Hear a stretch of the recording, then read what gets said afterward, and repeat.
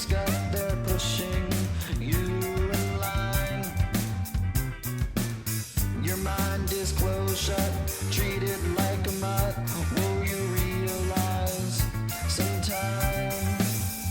Does it give yourself some sort of pride for your insecure mind? How could you be so lost? You don't even know the cost. How could you let life get washed just to let yourself be lost?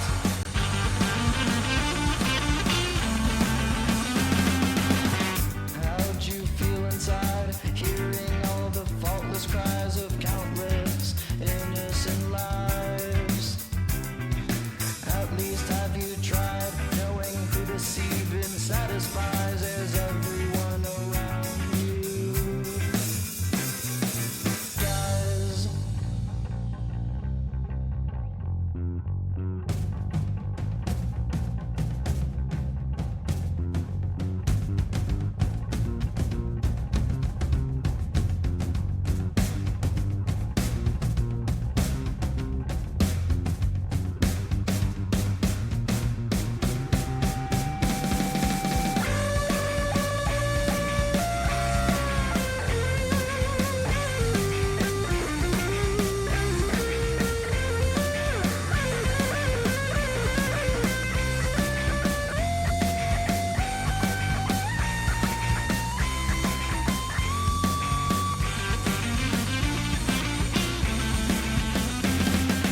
How could you be so lost?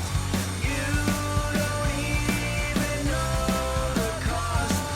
How could you let life get washed just to let yourself be lost?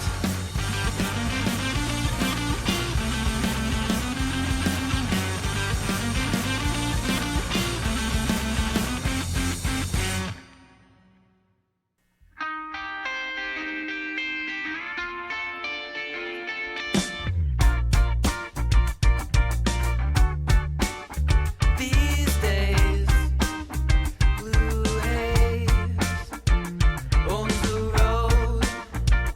I know it right up to the tier of fear. I lie in disguise, try to leave it as the best of us. Try to get it right, going la la la la, la la, la la, la la la. Anytime I cross the ocean, just to get away from you. Willow right now, Anastasia. Won't be here, that's all the doom. I don't wanna sleep, I don't wanna cry, I don't wanna leave, just lay on your floor tonight. I don't wanna sleep, I don't wanna cry, I don't wanna leave, just lay on your floor tonight. I don't wanna sleep, I don't wanna cry, I don't wanna leave, just lay on your floor tonight. I don't wanna go anywhere, don't wanna go anywhere. I don't wanna go anywhere, don't wanna go anywhere.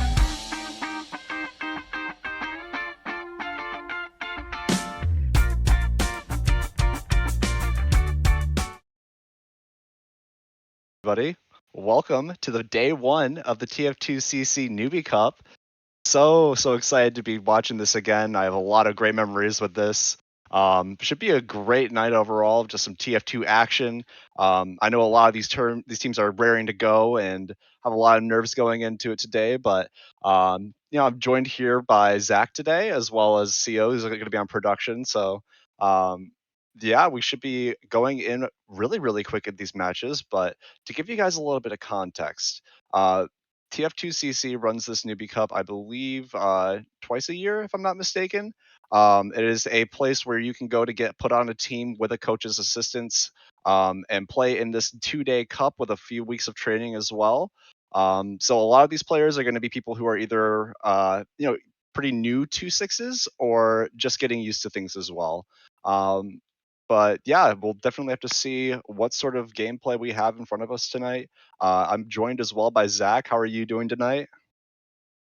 I'm doing pretty good, man. I'm a little tired, but I'll make this cast happen one way or the other. I'll be here all night, and then I'm gonna go I get it. immediately after. That's exactly what I'm gonna be doing as soon as this ends. So I'm ready. I'm excited to take a little gander at what these teams are gonna be doing today. I don't really know what to expect because I don't have anything kind of invested in these teams. I know you have a little bit of bias, a little bit of personal bias. But Yeah, might say that. I am coaching one of the teams here tonight, so definitely rooting for them in the background. But bias shouldn't come out with this specific first match that we're starting out with.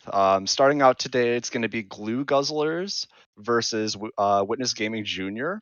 I think you can guess who the coach for Witness Gaming Junior is, as Witness himself stood up to be the coach this time around.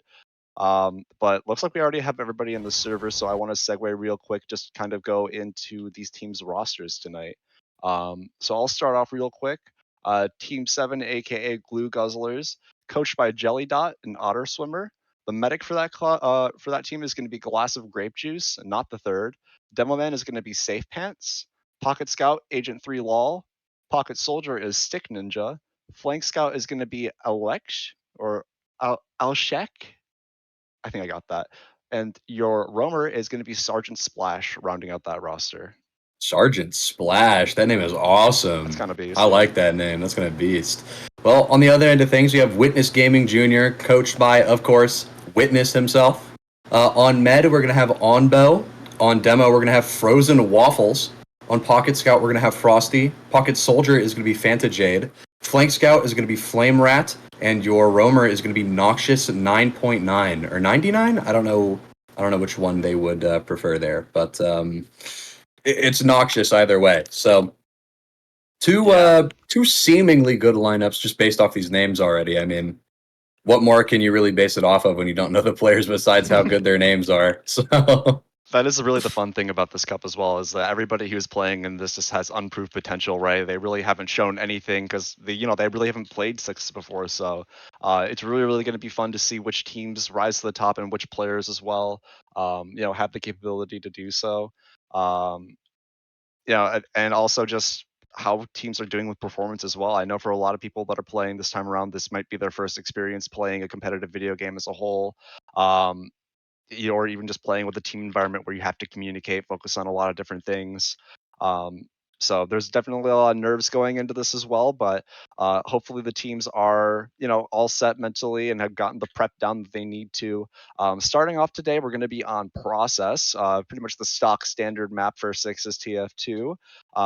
Pretty normal holds, normal mids, just in terms of which classes could be most impactful. So it's really going to be based around, I think, the preparedness of both of these teams of who's going to, show up on top here for this first round.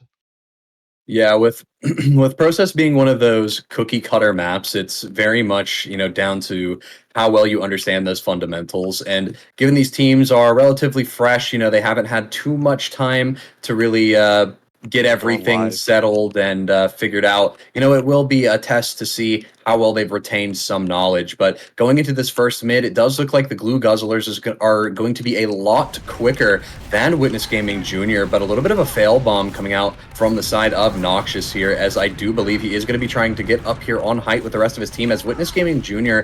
does kind of stall inside of their sad corner. All of their players are way too weak to really commit to a fight here. Now, V4 Villa is going to be able to find that pick onto 3. Bad at Games is going to be able to find that pick onto Safe Pants.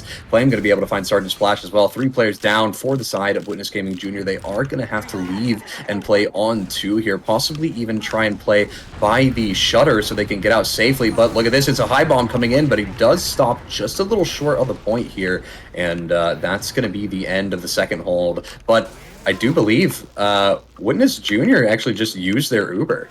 So yeah, Witness Junior.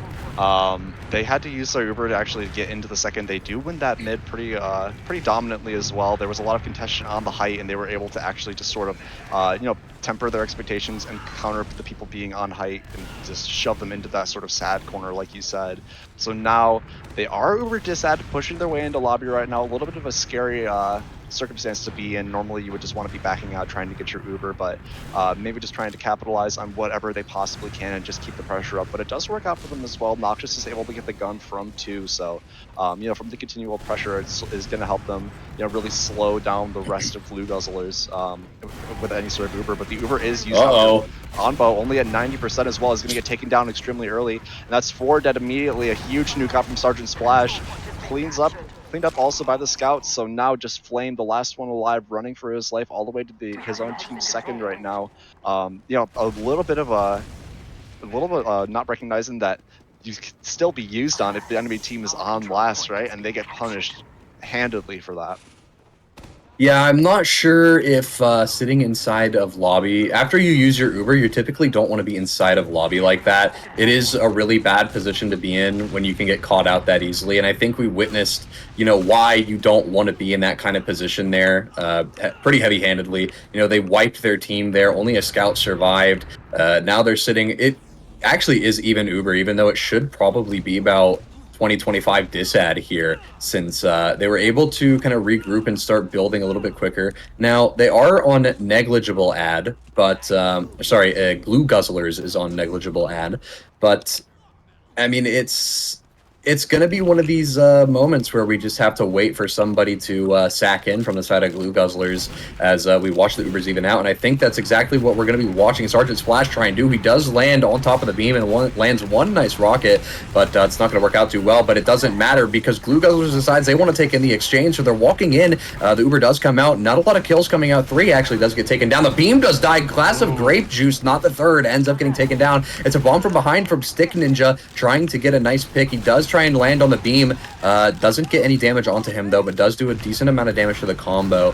Maybe not the most ideal target selection there, but definitely could have made something work if he was able to find those picks, but unfortunately did get crunched on, so not a whole lot he could do there. And now it is the Glue Guzzlers with about 50% disad here. Yeah, and again, we've seen before that they were able to get to the enemy team second, being Witness Gaming Jr. With some disad last time, so now a complete flip of the script right now. They have about 30% to work off of if they're building efficiently, and it looks like they're going to try to. So I'm expecting to see some sort of a coordinated Uber come out from them, trying to focus on this gun, really get on the point early and to drive the initiative, force the other team to respond against you, but we'll have to see how willing they are to use this quickly, as they are rearing up to get through the 5 doorway. They pop through immediately, just trying to get the demo and scout through safely without dying. Gun is going to go down slowly here, and it does go down. Flame in through the left side as well. It's going to be crunching on point, and it's going to be Glass of Grape Juice running into spawn right now.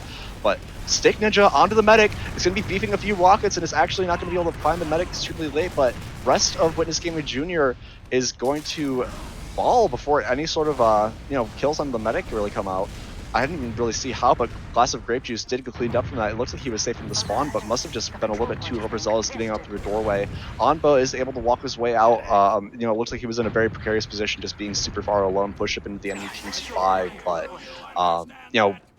now able to collect themselves and conserve their own medics' lives means that even though they lost the second point, they now have some Uber advantage to work with if they want to try to make a play happen. Yeah, now I think something we could maybe mention is the importance of soldiers on last there. I think it's very important that, or very nice that Glue Guzzlers tried to keep their soldiers alive for as long as possible. I don't think they dropped anybody, but it could have ended up much worse for them if they hadn't anticipated that Uber push any sooner and kited it properly. I think things could have looked pretty bad for the side of Glue Guzzlers, but they were able to repel it. I do believe it was Sergeant Splash, or no, Stick Ninja, that bombed in onto the beam in post. Suffering Team 7 rather. That sent in Stick Ninja to kind of just land on that beam and isolate him from the combat. that is an effective strat. Depends on how you want to play it.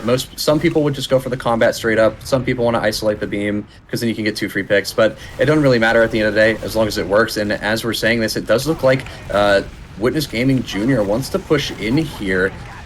Do get a pick onto Noxious here. Sergeant Splash hitting a nice couple of rockets, and he is going to get punished. But they do, I do think they use Uber here. Oh, yeah, yeah, and the Demo's jumped super far up into the air right now, but there's so many red players for Witness Gaming Jr. caught in. Onbo is going to be going down extremely early from the focus fire right now, so now if people can conserve their lives, it's going to be a little bit safer. With the back cap! Back cap is going to be V for Vilas on 3 HP, running to the enemy team's last and cleaning up that first round and all of that chaos. It looked like the rest of Glue Guzzlers, they chose to use that Uber and have pretty much 4 people run out through one. Leaves the entire lobby area open, and great recognition from V to be able to get in and, you know, find the open doorway. So now 1 round up. It was going pretty back and forth though, right? I mean, I'm liking how both of these teams are very proactive playing around their Ubers. There was a little bit of squandered Uber ad there from the side of Witness Gaming Jr., but you know, teams are very, very willing to try to conserve their own lives to try to use back. So now on this mid again, Witness Gaming Jr. are coming up big on this height. There was a lot of contention early on from Glue Guzzlers, excuse me. You know, trying to just really get some spam down early, but better coordinated aggression coming out from Witness Gaming Jr. is just going to net them that mid win. So completely even Ubers here. They only have really 1 pick to work with, so not something that you can really walk to second off of necessarily. But this would be the time to look for some sort of a sack play. As it looks like V wanted to jump through choke. A little bit of a beef bomb right now. With also the pokes coming through the IT side as well, just trying to keep this pressure up as they try to get a soldier through. We'll have to see what the sack attempt is here, though. Yeah, hopefully we can see a successful sack attempt come in from Witness Jr. It does look like V tries to bomb himself forward, but does end up having a little bit of a fail bomb out of Al-Qaeda here, so it is going to be an exchange onto second. The Uber for Witness Gaming Jr. is failing, but Frosty does find a free pick onto Alshek here. Maybe possibly a free pick onto Sergeant Splash as well, but no, not quite. 3 is going to be able to find that juicy pick onto Onbo. V is going to find Glass of Grape Juice, though, thankfully for Witness Gaming Jr., so it's not all doom and gloom, but V is probably going to get taken down, and he is getting pinched, crunched even by both Stick Ninja and I believe that was Ashlick there. So a little bit of a fight going on in choke right though. Noxus and Flame are actually able to clean that up and keep Noxus alive, who looked like he was in a very precarious position right there, just trying to fight Stick Ninjas. So now both of the medics are going to be spawning at roughly the same time, so whatever the Uber ad is, even if both teams were building at max efficiency, it's going to be pretty negligible. So we're probably just going to be settling back into some sort of a second hold right now, as both these teams are going to try to get their Ubers up. Similar to before, just trying to get some sort of a sack attempt through. I'm seeing a lot of these Ubers that they're trying to use up proactively, but the problem with that is if you're using the Uber and you don't really have any advantage to go off of, the enemy team just is in a way better position. So they better really hope that they can get another kill on the blue medic like they did last time. Otherwise, these plays aren't really going to work out for them. So you know, coming close to 90% here, just trying to get this Uber up, and then hopefully looking to get some sort of soldier sack through without losing too much in the process. Yeah, hopefully we might be able to see. Actually, I think it's going to be a double sack coming in from Witness Gaming Jr. as 1 soldier does go in. Noxious does get taken down. V is going to be able to land enough rockets to secure a force. Now, Onbo does get a free pick onto Stick Ninja.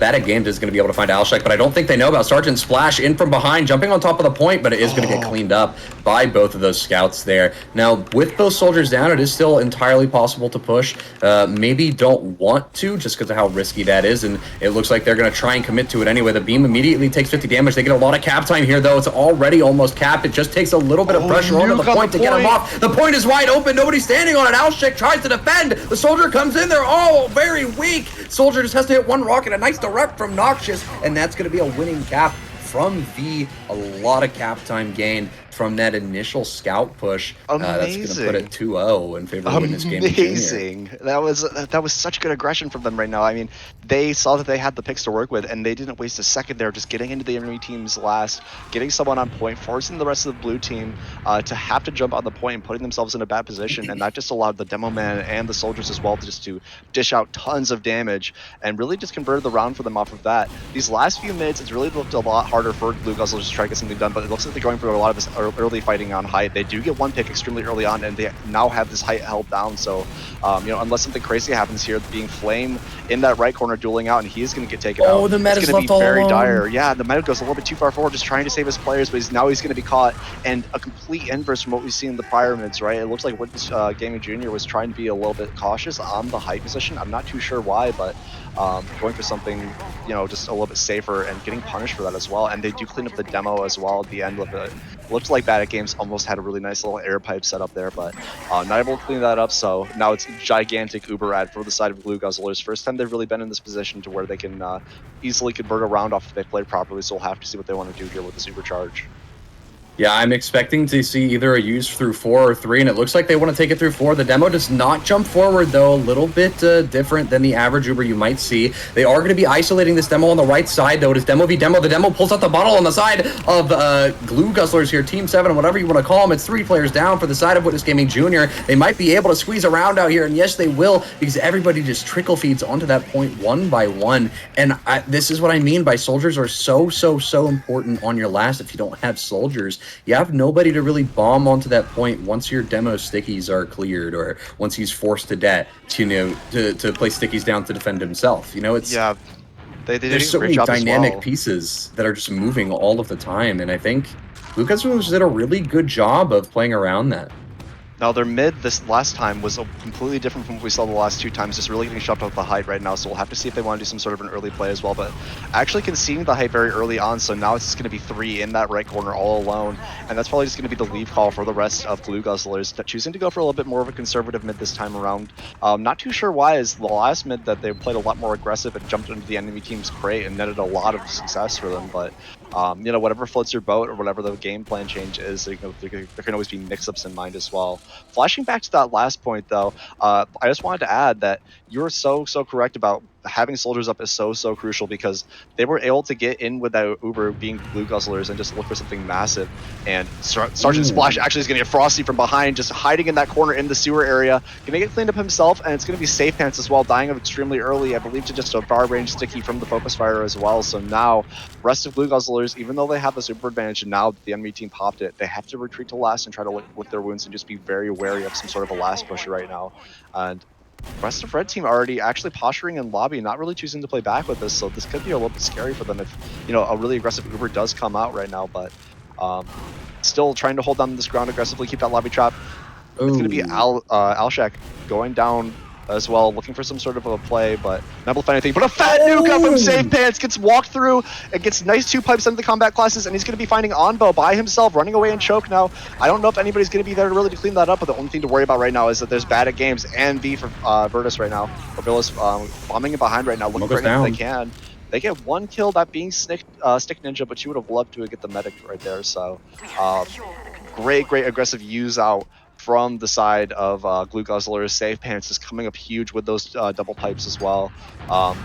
They did lose so much Uber advantage in that time now, so Onbo is already going to be at 90%, so this might be a little bit scary if you're trying to work your way to mid right now, but they're still trying to do it, still trying to punish and just take what they can. They're getting a lot of damage done early. Sergeant Splash and Alshak are going to get that focus down early, but... They drop their scouts, though. The beam is all alone! Oh, so alone, and the beam is so far in, too, by the time that they get that Uber, that there's just really no chance of saving him realistically. So now it's going to be Safe Pants all the way on last, and Stick Ninja actually in the enemy team sewer, probably looking for some sort of flank play right now, walking into mid now, so he's going to be a little bit delayed, but if the rest of Red Team chooses to walk in early, then this is going to be a very negligible player behind.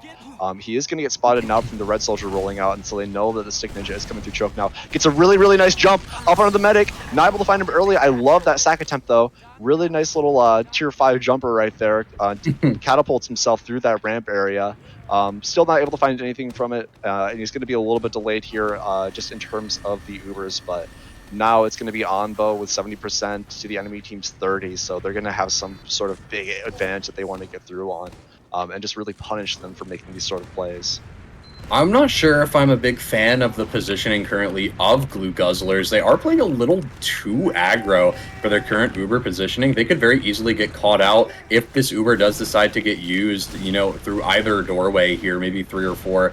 Granted, they do have the Puda sitting in the traditional gun spot, so he is able to deny pretty much anything that comes forward, but he actually decides he wants to walk towards the point, be a bullet sponge for it. Maybe could have survived longer if he stayed in that spot. Now it's 3 players down for the side of Glue Guzzlers. Nobody is bombing the point right now, and that is is a free cap for the side of Witness Gaming Jr. No point presence from the opposing team, so they kind of just walked in, made themselves at home, and kicked their feet up and said that this was their point now. Yeah, if you're not really willing to jump that point in the post fight afterwards, or just not able to, anybody who's going to have their job being to hold down that point, like the heavy that was just standing on it, or the demo man as well, are just going to get completely caught out by themselves as well. So we'll have to see what the mid adjustment is here. Glue Guzzlers has gotten a lot of going left here and getting a lot of it, and they're choosing to go left now, looking for this kill on the height. It's going to be Alshak getting the kill of his own, being traded out by the demo man, but still gives him a lot more space to work into right now. West of Noxious is going to be still caught on height right here, and is going to get bombed himself free on very precarious HP. Is going to get taken down himself for two kills right now. 2 scouts versus 2 soldiers. We'll have to see what the class matchups really look like, but a really big bomb out from Stick Ninja is going to find Onbo just walking a few steps too forward, and a really nice fight from Safe Pants as well. Flicking onto Flame on that height right there. So last person alive going to be Frosty dueling in, and a nice little pipe from Safe Pants again. Going to be cleaning that up. And the only person who's still somewhat contesting is V for Vilius, who's going to be killing himself after getting focused down by Sergeant Splash. And now Sergeant Splash walking forward, looking for more. Maybe a little bit of a precarious position for him, especially on this HP, but really pushing their advantage right now is Glue Guzzlers. And they have a second and a full Uber add to boot.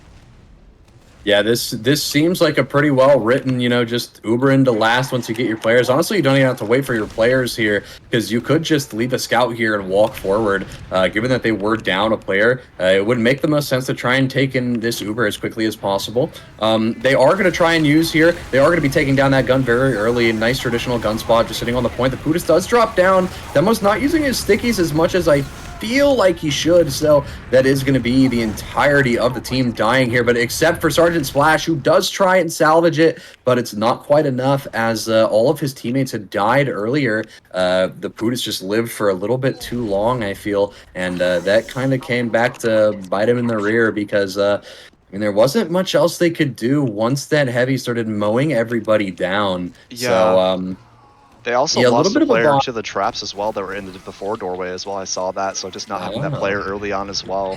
And then just taking so long to get that heavy down means that the rest of Witness Gaming Jr. can really collect themselves and bomb back onto the point like we've been talking about. Just really nets themselves a nice little last hold here. Glass of Grape Juice was able to conserve his own life, so there is some sort of overhead to work with here. We'll have to see if Glue Guzzlers recognizes that pushing into this last point right now, but definitely something to think about. But it might just slow down here a little bit, sort of see some sack attempts and sort of see some try to focus for the gun or anything like that. We'll have to see what they have planned right now. Yeah, we'll have to see what their plan is for pushing into this last tier. I am kind of interested to see it. They are still sitting on about 30 Uber ad here. It looks like they're going to be in, taking down that gun almost immediately. A lot more focus on the heavy here, but not a lot of damage coming out into him. He does get taken down to 1 HP, but he is going to be able to collect a scout kill for his trouble. 3 players are down for the side of Witness Gaming Jr. here, though. A scout is pressuring the point, and the demo is able to walk back in and get some stickies down. The med is the last man standing. The med on the side of Witness Gaming Jr. is trying to fight the demo. He gets the sloppy kill. The demo tries to honor the melee fight and gets owned for it. Absolutely great play from the beam on the side of Witness Gaming Jr. there, single-handedly pretty much preventing that demo from winning, really not caring, realizing that he's the last man standing, realizing he has to prevent that cap from happening, and now securing their team. Yeah, he secures their team full ad as well, so they could push out whenever they feel like it, but looks like they want to commit to this last defense still. For sure, and they're just really trying to hold on this last. Also see V for Vilius on the battalion's backup right now, just trying to get that belt in the time that is needed right now. Not really too worried about pushing out. They are up 3 rounds to 1 right now, so just trying to slow things down, maybe reset to another mid, give themselves a better chance. These mids overall have been a big night and day difference for Glue Guzzlers when they choose to go on that left side and just playing for more aggressive plays right now. But hopefully, if we do flash back to a mid after this round resets in a minute or so, we'll have to see some sort of adaptation that comes out from either one of these teams. Yeah, hopefully we'll get to see a bit of a stronger showing from Glue Guzzlers on mid if we do see a flashback. The counterpop does come out from the side of Witness Gaming Jr. though, and the Glue Guzzlers, they scatter immediately. Sergeant Splash is going to try and Minecraft the heavy down. He gets 2 hits onto him. This might open an avenue for a repush if that demo is able to collect the kill, but I don't know if you see it though. Stick Ninja is in heaven right now. I'm not I don't see anybody looking back for him right now, so he might just be able to make something fat happen right now. Sort of walking back in, peeking out, seeing what he can get. Jumps in really high, looking for the medic, beefs the first rocket. Oh, so close. If he cleaned up that first rocket a little bit more and hit the splash on it, he could have easily gotten Onbo down and given his team a lot more, heal advantage to get in with, even if they are going to be getting the Uber in this time. But now only 10 seconds remaining in the round is going to mean there's going to be some sort of a sloppy DM fight as the rest of the blue team trying to run in. It's going to be a glass of grape juice and Alshek going down extremely early to the gun right now. And the gun is now just finally focused down. No cap time, so we are going to be resetting back to mid now. 3-1 still for Witness Gaming Junior, so I can imagine it for them, but they're totally fine with this outcome of going back to mid right now. Like I said before, the Blue Guzzlers, they've gotten so much more success when they're playing up on this left side and really trying to shove across height instead of just, spamming across it. So I'd love to see them continue that, but also from Witness Gaming Junior side, I want to see them adapt to that as well and just be able to absorb this pressure. Yeah, I hope that we'll be able to see some adaptation come out from them and, be able to respond to the pressure a little bit better. That said, it is Safe Pants missing catching all of those arrows from his beam. It does look like Witness Gaming Jr. does have a little bit more height presence, though, as they completely wipe the player sitting on top of it. The leave call getting screamed down the microphone now. Habib down the mic, if you will. 3 possibly going to get caught out through choke here. Yeah, he is. Cuts too far to the right and hits the wall. Unfortunately, not going to be able to escape in time. But fortunately for the Glue Guzzlers, they are able to keep their beam alive for now, but likely going to be seeing some kind of high bomb come in. Well, actually, maybe not, in a pipe lands right onto Onbo's head, almost kills him, and they almost lose their beam despite the fact that they won that mid there, which would not be ideal, to say the least. Yeah, and now completely even Ubers will have to see what they want to do to try to break this mid open before using their Uber charge, because it's going to be about even now as Glass of Grape Juice is finally going to be getting the Uber, just having to run and not beating this efficiently, but now it's going to be the red team actually running through 5. It's going to be Safe Pants going into lobby and trying to duel the demo. Gets flashed back, but actually buys a lot of time. That red Uber is now just fading. The gun does go down, but they have a big brass piece heavy to worry about right now, and he's going to get the Uber used on him as well, so it's going to be extremely hard for anybody else to try to get in right now. They clean up a lot of good players, good picks to have as well. So bad at games, the demo man being dead, and so there's no stickies to worry about as they work their way back onto second right now for Blue Guzzlers. And it's a very nice last defense from them. There is a tiny little bit of Uber disadvantage for them, just the fact that the medic lived and they had to pop their Uber a little bit later, but still, it's sort of negligible if you're building properly. But it's going to be the rest of Witness Gaming Jr. actually opting to back up on point here, not really trying to contest the choke.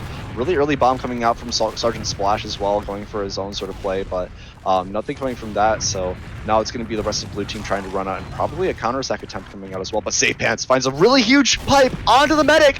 How did he get that? He must have curved that shot. So now there's full Uber ad for the side of Blue Guzzlers to actually work with, and this is huge for them. They're making their way through mid right now, but not if Frosty has anything to say about it, finding the medic himself. So now both medics dead. It's going to be Glue Guzzlers getting onto mid themselves, and V for Vilius is going to be on second right now, going for some sort of a back cap, but he's going to end up being bombed slowly here by Sergeant Splash, who is completely aware of this guy being in the enemy team, in their own sewer right now. So definitely should be screaming to his team to try to fight this together, as this should not be allowed. This guy staying here. Nice little rocket out from V from Vilius right now. Might be able to play with the scout, and he does. He trades out 1 for 1, which is actually more than you could ever hope for right there. So really, really nice rockets from him, able to get that pick. But now flopping back to this really, really hype place, finding that mid early on from Safe Pants, but being a little bit too overzealous or even too quick and losing the mid of their own means that they do get this mid point, but they could have had more from it. Yeah, they definitely could have earned a little bit more than just mid. I think if they were a little bit quicker, were a little bit more aggressive, more assertive with their presence, absolutely could have just kind of walked through to second. But unfortunately, that is not what we saw. So Blue Guzzlers is going to be chilling out on mid, possibly getting themselves ready to send in the sack, which it looks like that is what I believe this is Stick Ninja tries to do there. A little bit of a pencil jump. Does not quite land where he needs to, but does survive, which is what matters at the end of the day. So you can always do another attempt later on if you find it necessary, which I would think most teams would here. But it does look like Witness Gaming Jr. actually is posturing really aggro here. I don't think they know about Sergeant Splash just owning them from behind. So much damage comes out. It's absolutely nuclear. 2 players go down. Sergeant Splash dies for it, but that's giving their team a whole player of ad. Bad at Games goes down a little bit earlier in that fight as well. So with no demo in play, it is very, very rough. The Uber does come out a little early on the side of Blue Guzzlers, and the counter pop comes out from Witness Gaming Jr., so they are able to collect the kill onto Glass of Grape Juice, but they are going to be able to respond. Alshek going to find Onbo. Flame and Frosty going to be able to clean up Alshek and 3, but it doesn't really matter at that point. I mean, you just lost your beam. You're not going to have as much ad as you'd like. You're probably just going to be sitting on mid, waiting for your players, waiting for evens so you can sack into second. You know, a situation we are all too familiar with. And yeah, for sure. correct me if I'm wrong, but I believe this still uses the scrim config where it just ends after 30 minutes. So Yeah. Witness Gaming Jr. could very easily just stall out the round here and end it 3-1. I mean, it's 3 minutes 30 in the round time, 3 minutes 25 in game time. So, you know, it's not like it's impossible for them to kind of just chill here and let the timer run out. They could force the hand of Glue Guzzlers to try and speed run 2 rounds, maybe 3 rounds here. Yeah, and I would really love to see some sort of early aggression coming on, recognizing the amount of time left. I mean, you have to get something going here, and you know, you'd rather be a 4-1 where you fought for it instead of just letting this time tick down. But we'll have to see what they choose to do now. Red team actually choosing to somewhat posture a little bit far forward here, having a soldier standing above the sewer area, just sort of trying to deny areas like that. But it also looks like, yeah, they are just trying to chill right now, but not really trying to go for anything like a sack play, as they really don't need to right now to secure this game. Yeah, they don't really need anything crazy coming out to really the secure forces come themselves a out. dub. Oh, yeah, beautiful force coming out from the side of Stick Ninja. Nice bomb coming in. They are going to lose Alshek and him for it, though. The attempt at a high bomb does come in from Noxious. They do land on top of the beam, and the force comes out very last second, almost dying there. But they are going to be able to collect Batted Games, Noxious, and Frosty in the meantime. I don't think they know about the scout behind, though. Flame finding those meat shots onto the beam. Grape Juice going to get taken down. Now, Safe Pants trying to deny the soldier from owning him. Flame going to be able to walk up as he's distracted, looking at the soldier on the height.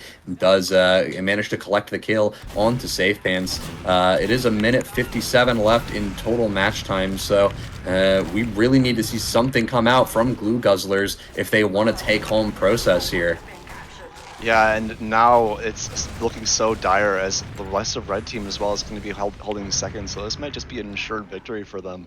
On that play, though, you know, I really love them going for that early force, just trying, and they did get the force as well, lost 2 for it, but they also just lost so many auxiliary players that did not need to die and really chose to try to milk that Uber instead of, you know, being more conservative. Safe Pants is going to be going a little bit too close to 5 himself as the demo and going to be cleaned up, so there's no stickies now for Witness Gaming Jr. to have to contend with right now. And they do have some Uber ads, so we might see them try to get another 4th round here.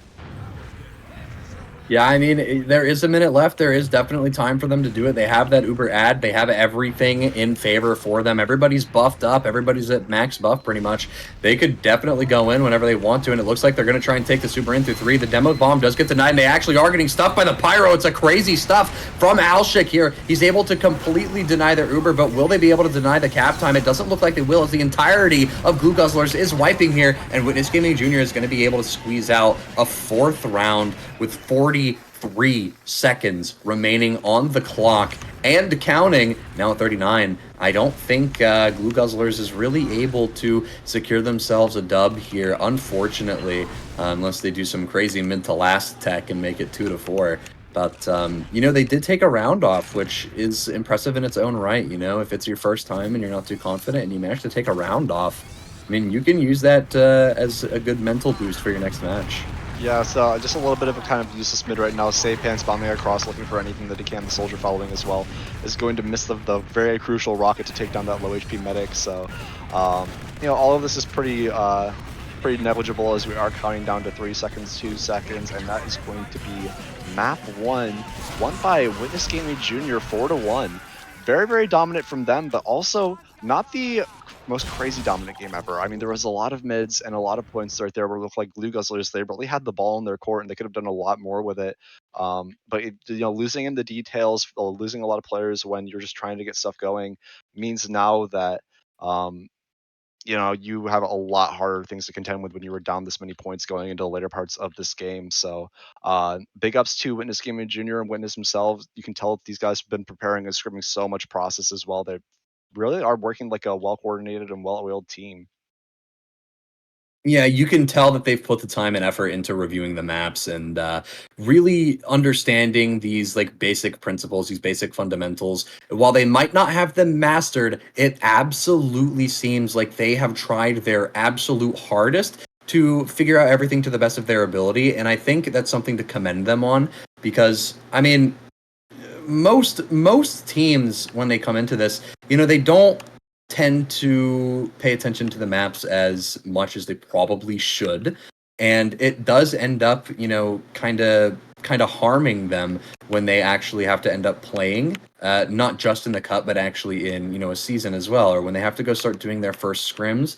They're a little bit behind. So I think this is really good for Witness Gaming Junior, as it really seems like they know what they want to do, on at least on Process. We haven't seen them play on any other map yet, but it does seem like they really, really know what they want to do pretty much at any time when they're playing Process. And I think, again, that's something to commend them on. Yeah, for sure. So still great showing for both of these teams right now, showing that they're very adept at playing TF2. I'm really hoping that we get to see Witness Gaming Junior either on day 2 or later in this bracket as well. Definitely showed a lot right there, and I can only imagine it's going to bring them pretty far. But flashing over to these logs right now and just taking a look. The damage overall, not the most crazy high, nothing super pop off, except Mr. Safe Pants dropping 375 DPM on their forehead. Absolute nukes coming out from him. I saw so many plays where he was just going in and getting crazy damage off of his sticks or his pipes as well. Sadly, not able to convert too much off of that as well, but still very, very good from him. The other highlight player that I'm seeing right now is going to be Flame on the scout for Witness Gaming Junior, dropping 33 kills. Amazing log from him as well, and I could just see that he was sort of leading the team, being that pocket scout that was really necessary for the rest of his team to get stuff done. So definitely big ups to him right now, and definitely even more commendable as it netted them this map win actually. So uh, yeah, really well played overall. I did want to segue real quick to one thing, and that is the fact that we have a bit of a sponsorship in our hands that I'm pretty excited to talk about here. It is going to be Manco Store actually, who is sponsoring us and also running a giveaway right now. If you guys want to type exclamation point giveaway in the chat right now, we are running a giveaway. I believe it's for a unusual shred alert right now. So definitely check that out if you'd like to. One thing that I can say as well about Manco Store is that obviously they've helped us in the past. They're a great resource to buy TF2 items at a very reasonable price as well. If I ever need to go buy items, I'm always going to Manco Store because they have the greatest prices on keys. Really good deals on unusuals as well. So very happy to see them sponsoring us again. But you guys can do us all a favor by entering the giveaway one, or just clicking on the link as well and just showing your support. Helps us out a lot here over at Fireside. So thank you again, Manco Store, for helping us out. And then one other thing as well that I wanted to point out that we are sponsored by is us ourselves. We have a subscription service, the Fireside Patreon, if you will. We have a lot of things on there, from film interviews, with different invite players, resources to how to get into the production side of TF2, and a bunch of other things as well. It also just completely supports our team, makes us able to be able to send players to LAN to do the coverage that we do, as well as just keep our production value a little bit higher here for our cast. So definitely go give that a look if you wanted to. It does support us a lot, and it's a very easy way to support what we're doing here on Fireside Casts. So thank you guys for considering and checking that out. But right now, I think we are just in a little bit of a cooldown period as both teams are just trying to get their things figured out. I think we're going to Snakewater next as our second map. We'll have to see what teams we have there, but very excited to see what's going on. On the other sides of this bracket as well, because there's so many teams here to cover as well. Which is also just sick. We have so many people that signed up to this Newbie Cup, so big shout out to all the coaches and that made all this possible as well. Humble brag. And also just all these players stepping up as well, and stepping up to be casted, putting all this effort in to being on a team and stuff like that. It's a bit of a time commitment if you're not used to anything like this. So big commendation to them. Yeah, I think I'm always happy to see that. I think the amount of people in the last couple cups that we've covered have actually increased. I'm not sure what the total number of teams was last time, but this time it's sitting at around 20 whole teams, which is quite a lot for a cup that is of this size. And I mean, usually you don't expect that many people to be interested in comp. And I mean, this is the next generation of TF2 players. Well, most of them are the next generation of TF2 players. We don't know how many of them are going to, commit to actually, playing after this cup. But a lot of these people are going to be the people we see, in newcomer next season. We're going to be seeing some of these people in AM even, if they feel that confident in their ability, if they roll everything, hard enough. So it's always exciting, and it's always very, very, very it's a big privilege to be able to sit here and commentate over these games of all these people, especially when it's I can't really explain it. It's hard to like put it into words the way I feel about it, but like you get what I mean. It's like I feel really, really good to be able to kind of do this for the new generation of TF2 players. So Yeah, it really is. And especially as someone who came from the Newbie Cup as well, I know how much it meant to me to have a place to, become comfortable, get advice on TF2. So I know a lot of these players are going to be, probably a little bit hooked now because that's what it did to me, and that's why I'm here right now. But yeah, I mean, this is part of the reason of why we do these cups as well, is it gives a little bit of an easier route for these players to get used to playing on a team than playing going directly into a season with such a big time commitment as well. Uh, so still, it's kind of essential, I'd say, for getting a lot of people who would not normally be willing to have that much of a commitment to test the waters a little bit, see if they like it, and hopefully get hooked on the same video game that we all love a lot as well. So yeah.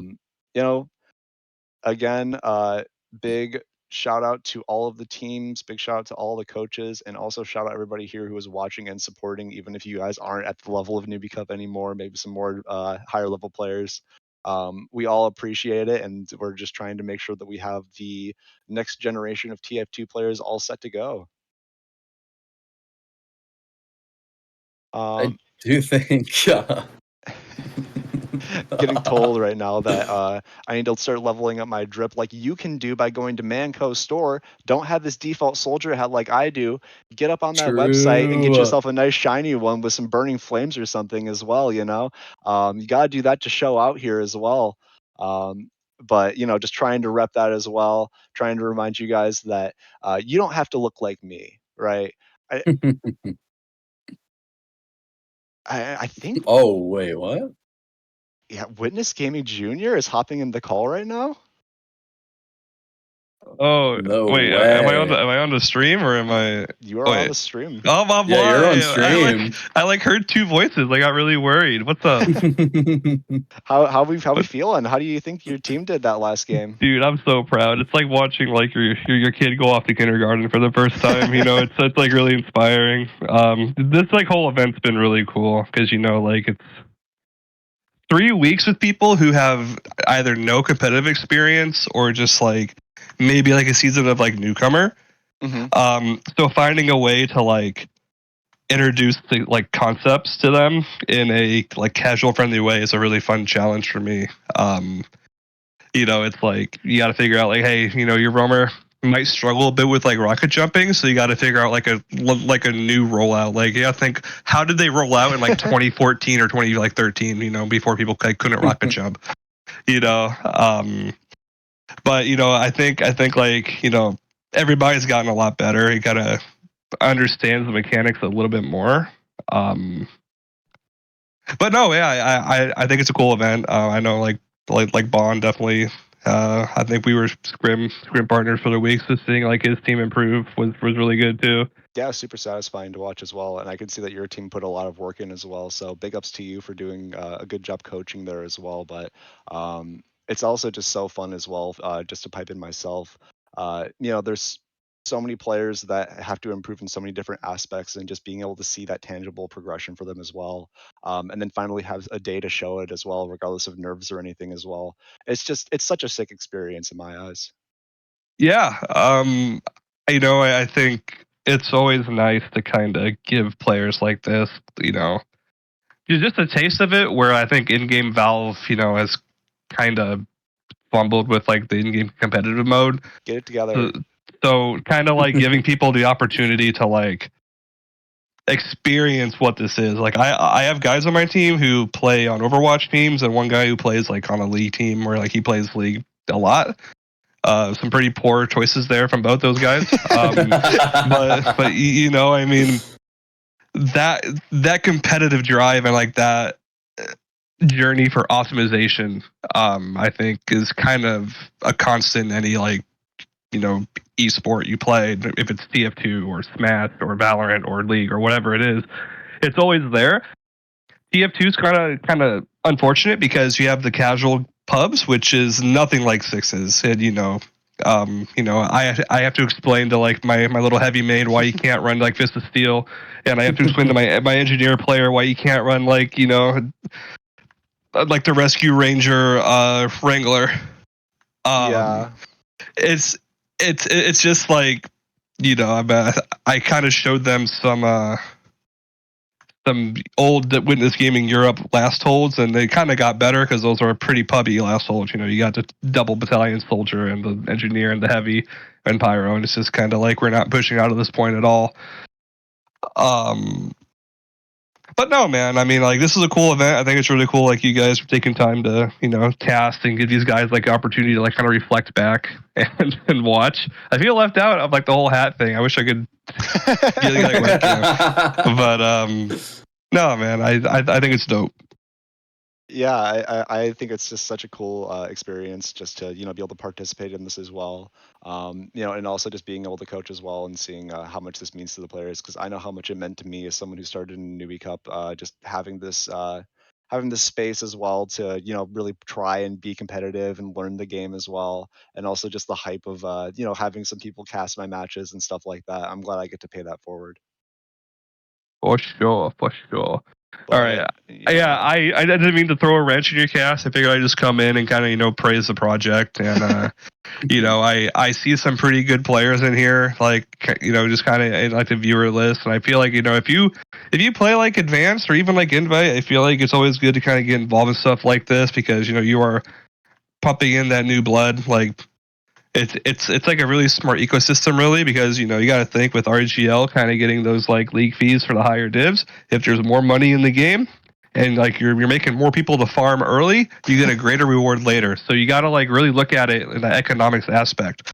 But yeah. me too. You got to be careful, because some of these kids, man, like I remember when I had like 400 hours, I was not moving like some of these soldiers and demos. Like when I had like 500, like 600 hours, like people are cracked. I almost swore. I'm not sure if I can swear on here, but um, like that demo from the team we just played, that guy is crazy. That guy's like nuts. yeah. That guy's nuts. Like I felt like we were playing against like like if we did like a guest to div, I would say that guy's at least like high AM or something like that. Like not. I have no competitive experience kind of thing, but I guess that's just like the magic, because I think that's Jelly and Otter who like work with that team. Mm-hmm. So it's just nuts. Yeah, it's really cool to see.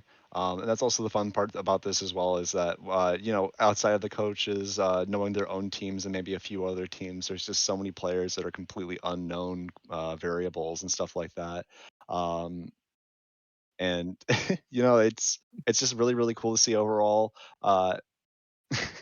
I saw that too. But yeah, it's just really, really cool to see all these players really be able to show their own metal for the first time, because you can make a lot of really cool casual montage videos and stuff and put a bunch of hours just into playing Upward and stuff like that, but being able to translate that into actual competitive experience as well is not to be understated. But I believe, don't get me wrong here, I think we have a match coming up soonish. We're just waiting for some of these teams to start wrapping up.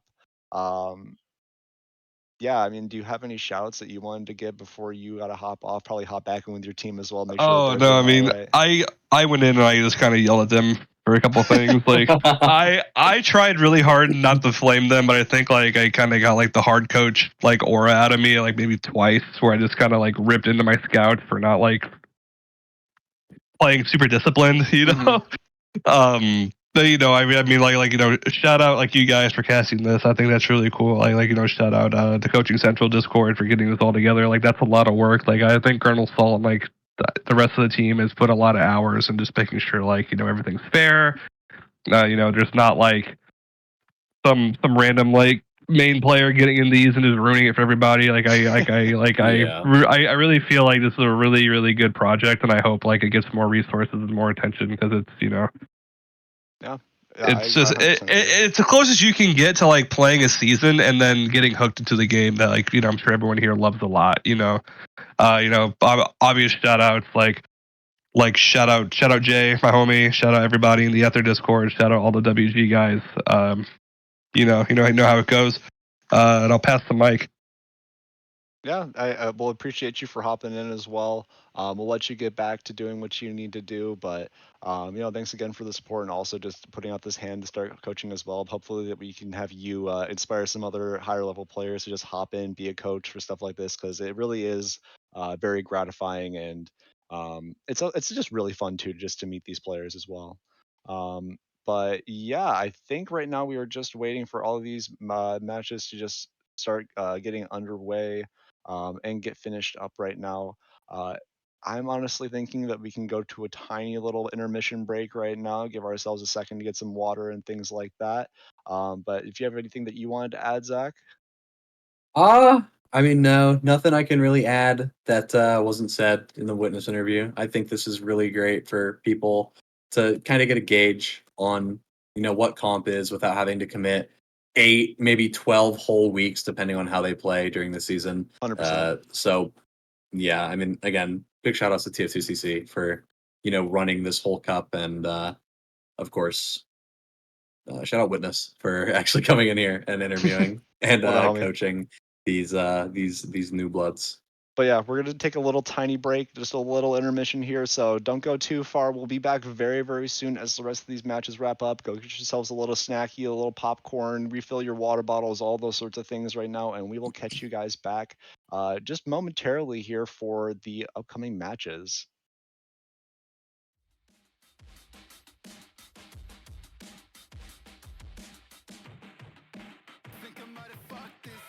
Again, I'm widen out for a minute. Bitch, I was trying to hurt myself, I know.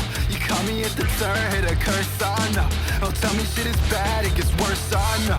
And I don't wanna love you again. You left me at the bottom of the steps of the church, I know. So if you wanna leave, but I won't follow.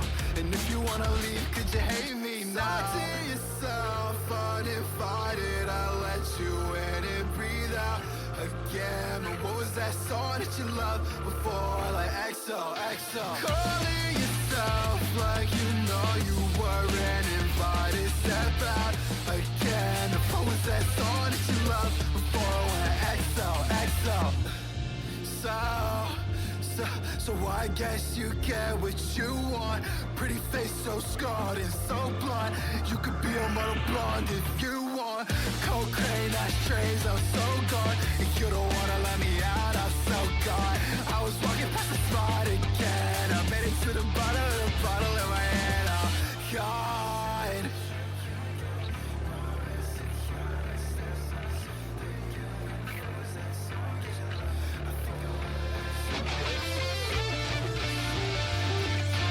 Here.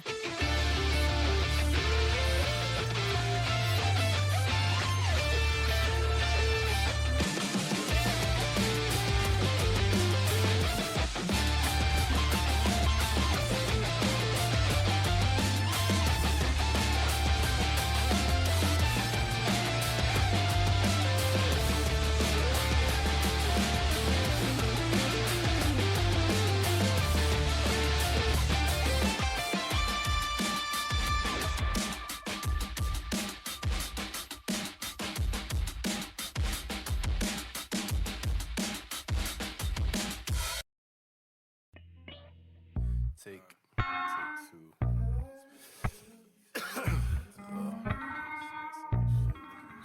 gotta relax. Gotta wind it down type shit. I just been working on this. It's like 10 a.m. bitch. Yeah, 10 a.m. bitch. Gra, gra, gra, gra. Oopty. Yeah. Okay. Grips all over my hands. I ain't never been South France, but I did pass. Never stepped foot in no Georgia, but I got a couple of friends on who I depend. Remember, I ain't roll no Doja. The vodka was making me slim. Been up in my sins. You just a clone, boy. Shut up. Half you goofy ass niggas can't do what I did. Shit ain't really feeling like home. I just put that on the list of the places I've been. Ain't been in love for a minute, so I wouldn't know what this is. She so be mine for the day. Me so take a bite off my plate. Ego, I know I got a lot of, so thinking that you think you winning gon' drive me insane.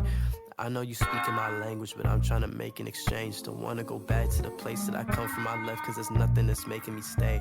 I got a couple stay down on the east, and it's really my family, we talk every day.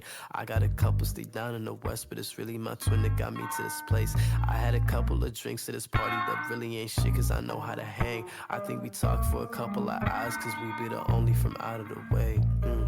Nah, I think it was at one time at that little spot by the 8 line. Yeah, we was drinking that cheap wine, and you told me this one line like, I used to think we should date. I said you lying. You said you thought it's a matter of time. It's funny how shit go that way. I don't be feigning this lack of attraction. I just think I don't want you knowing my brain. I don't like measuring little reactions, cause I don't like feeling like I'm getting played. So I trust no one. Never be a nigga stuck under your thumb. Never let your name take step on my lungs. Never ever let you have me looking that dumb. Never be the one that you vent to. Never be the one when it lapse in your dental. Never be the one that you sleep sitting next to. Never be the who's that to all of your friends too. When I call or text you from out of the blue, fuck getting closure, I left cause of you. Talking exposure, I'm spitting my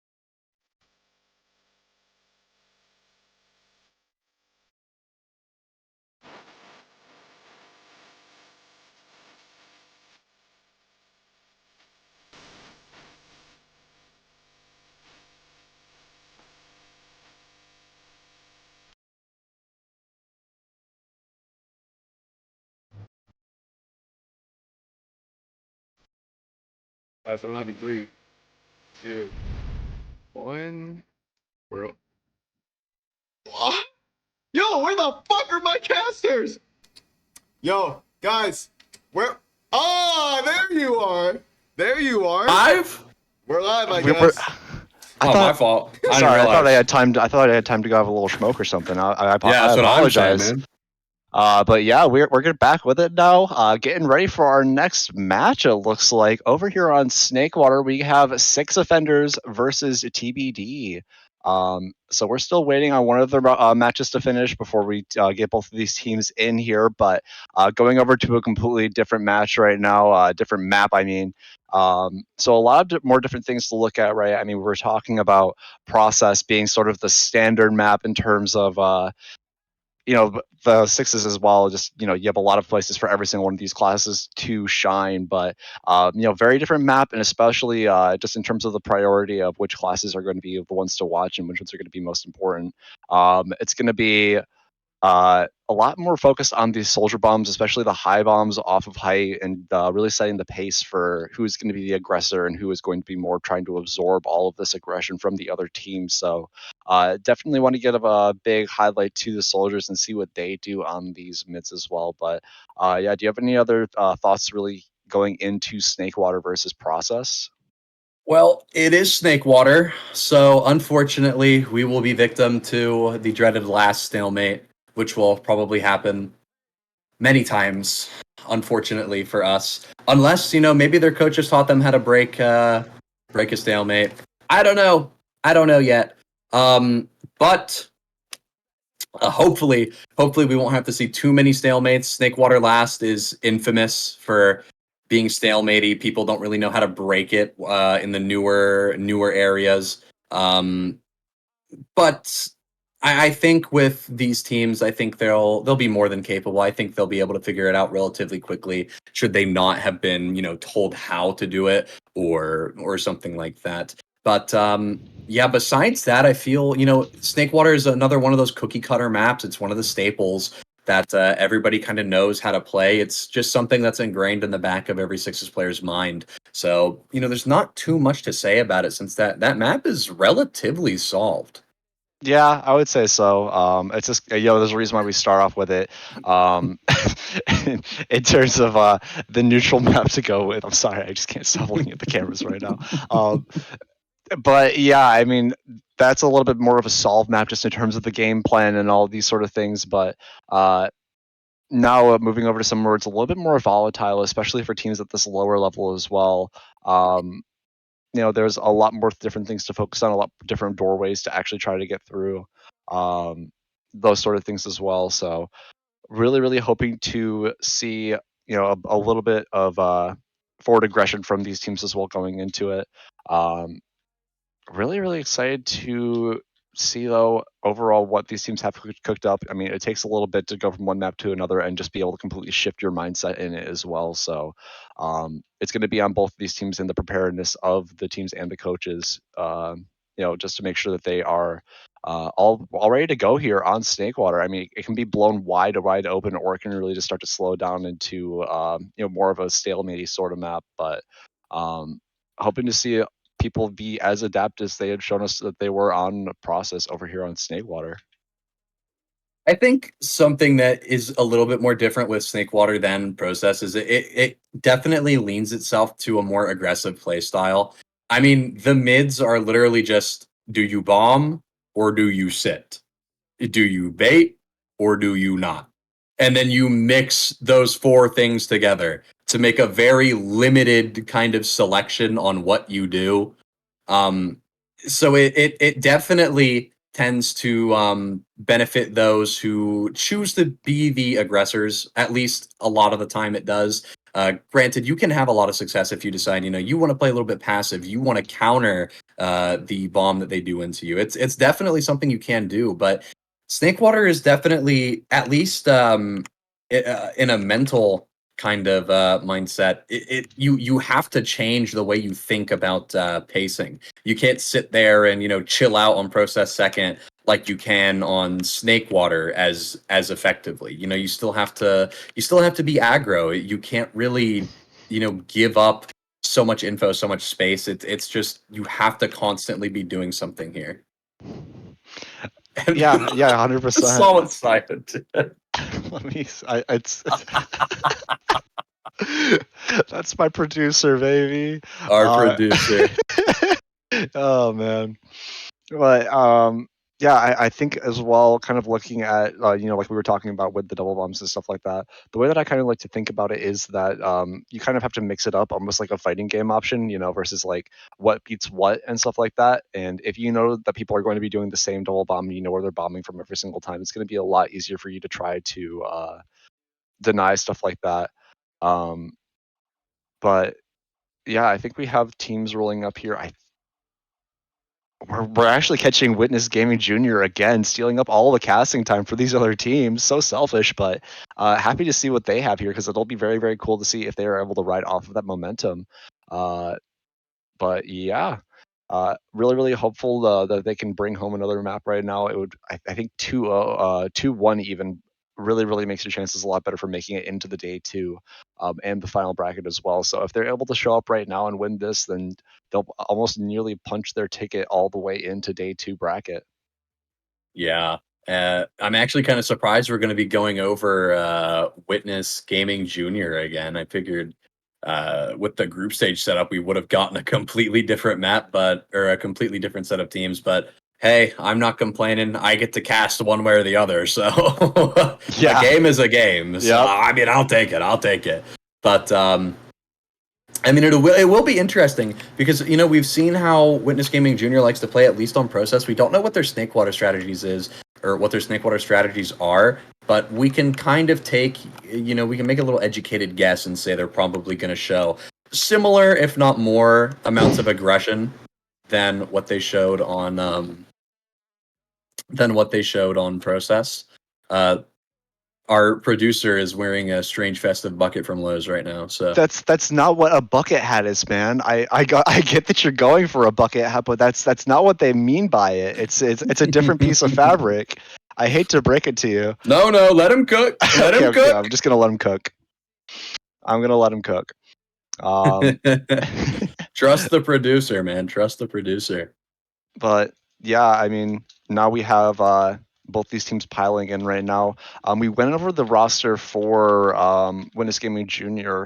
Last game, but I would love to see the current roster for this team that we have not covered being 6 offenders right now. So let me pull this up real quick right now and see if I can find it. There we are. So, starting off the roster, the coaches for this team is Kateo and Sage J, 2 players that are very strong players in their own right as well. So I expect a lot from them in terms of coaching. Starting off the team on Medic is going to be Speeder Ship 285. On Demo is going to be Baz TF. Pocket Scout is going to be Sosa Baby 31. I know AT's loving that one. Pocket Soldier is going to be Mr. Knuckles. Flank Scout is going to be Zoda.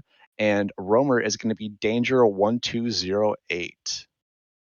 All right, interesting set of names. None that stick out to me though, at least just yet. I mean, besides Sosa Baby 31, but no names with threatening auras for now. And I think during pregame, everybody is crabbing through mid, following Onbo as he spy crabs over the point, and now there's 2 of them. Speeder Ship is doing it too. Wait a minute. This is like back to like release TF2. This is when it was first discovered. Everybody wants to figure out how to do it on their own class. What is this, man? They're all just like waddling around. They're crabbing, dude. But yeah, I mean, we have both these teams have 6 in the server each side, so I think that they're just waiting to be ready themselves. They should be getting the ready up signals soon to be good to go. We'll be getting into the gameplay here in just a moment. But before we do, again, I just wanted to go over our sponsorship for tonight. Our main one is going to be Manco's store. Type ! Giveaway, and you can enter in for a free giveaway for a unusual shred alert, I believe. So any one of you guys could be taking that home tonight, and also even just clicking on the link does show that you guys are willing to help out, with our funds and stuff like that, and makes them more willing to make sure that we have the sponsorship in the future. So definitely go give that a little bit of a click right now. Go give that a peruse. It's also a great website to buy and sell all of your other items as well. And if you're looking for unusuals, it's a really, really good place to get a good deal on a lot of them too. I know that's where I bought all of my keys last time to get my own hat itself. So again, shout out to them for the continual support of these, these cups as well, and also just contributing to the prize pool as well. We wouldn't be able to do a lot of this stuff in support of the players as well as we do without them. So thanks again to Manco's store. And since I guess we do have a little bit of time as well, we can go over our other sponsorship as well, which is going to be pretty much our own thing. It's going to be the Fireside memberships, baby. That's right, the Fireside OnlyFans. You can hop on there, you get an exclusive VIP badge for yourself. You get some other benefits as well, from production guides to other content from Fireside that's only on that channel as well, from player interviews to other things as well. Some really cool stuff that definitely makes it worth your purchase. But even if you just wanted to support us and you didn't really care about any of those things, it's a very, very amazing way to support what we do here, to send our players to LAN and show us that you want to keep seeing casts like this. But yeah, thanks again to Manco Store, and also thanks again to Fireside for putting us on as casters and giving us the space to cover some things like that as well. It's always a pleasure casting for these guys as well, and and a little other aside as well, the merch is great. This stuff is fresh and it's good quality too. I mean, that G6 head that you're wearing over there, Zach, that thing looks pretty comfy, right? I mean, man, let me take off my headphones for you. It's got the mesh back here, man. It's Ooh. breathable. Dude, I got so much airflow in here. I'm not sweating because I have the airflow. I got my fan on the lowest level over there, as low as it can go, so it doesn't sound like I'm in a wind tunnel, and I'm still cool. So the hats are worthwhile. I actually have uno momento. Oh yeah, feel free for it. I mean, while you have that little aside yourself, I might just want to add as well. I purchased myself one of the dad caps, and that thing is a daily driver for me as well. Really, really good build quality. All of the stuff that you see as well is embroidered, I believe.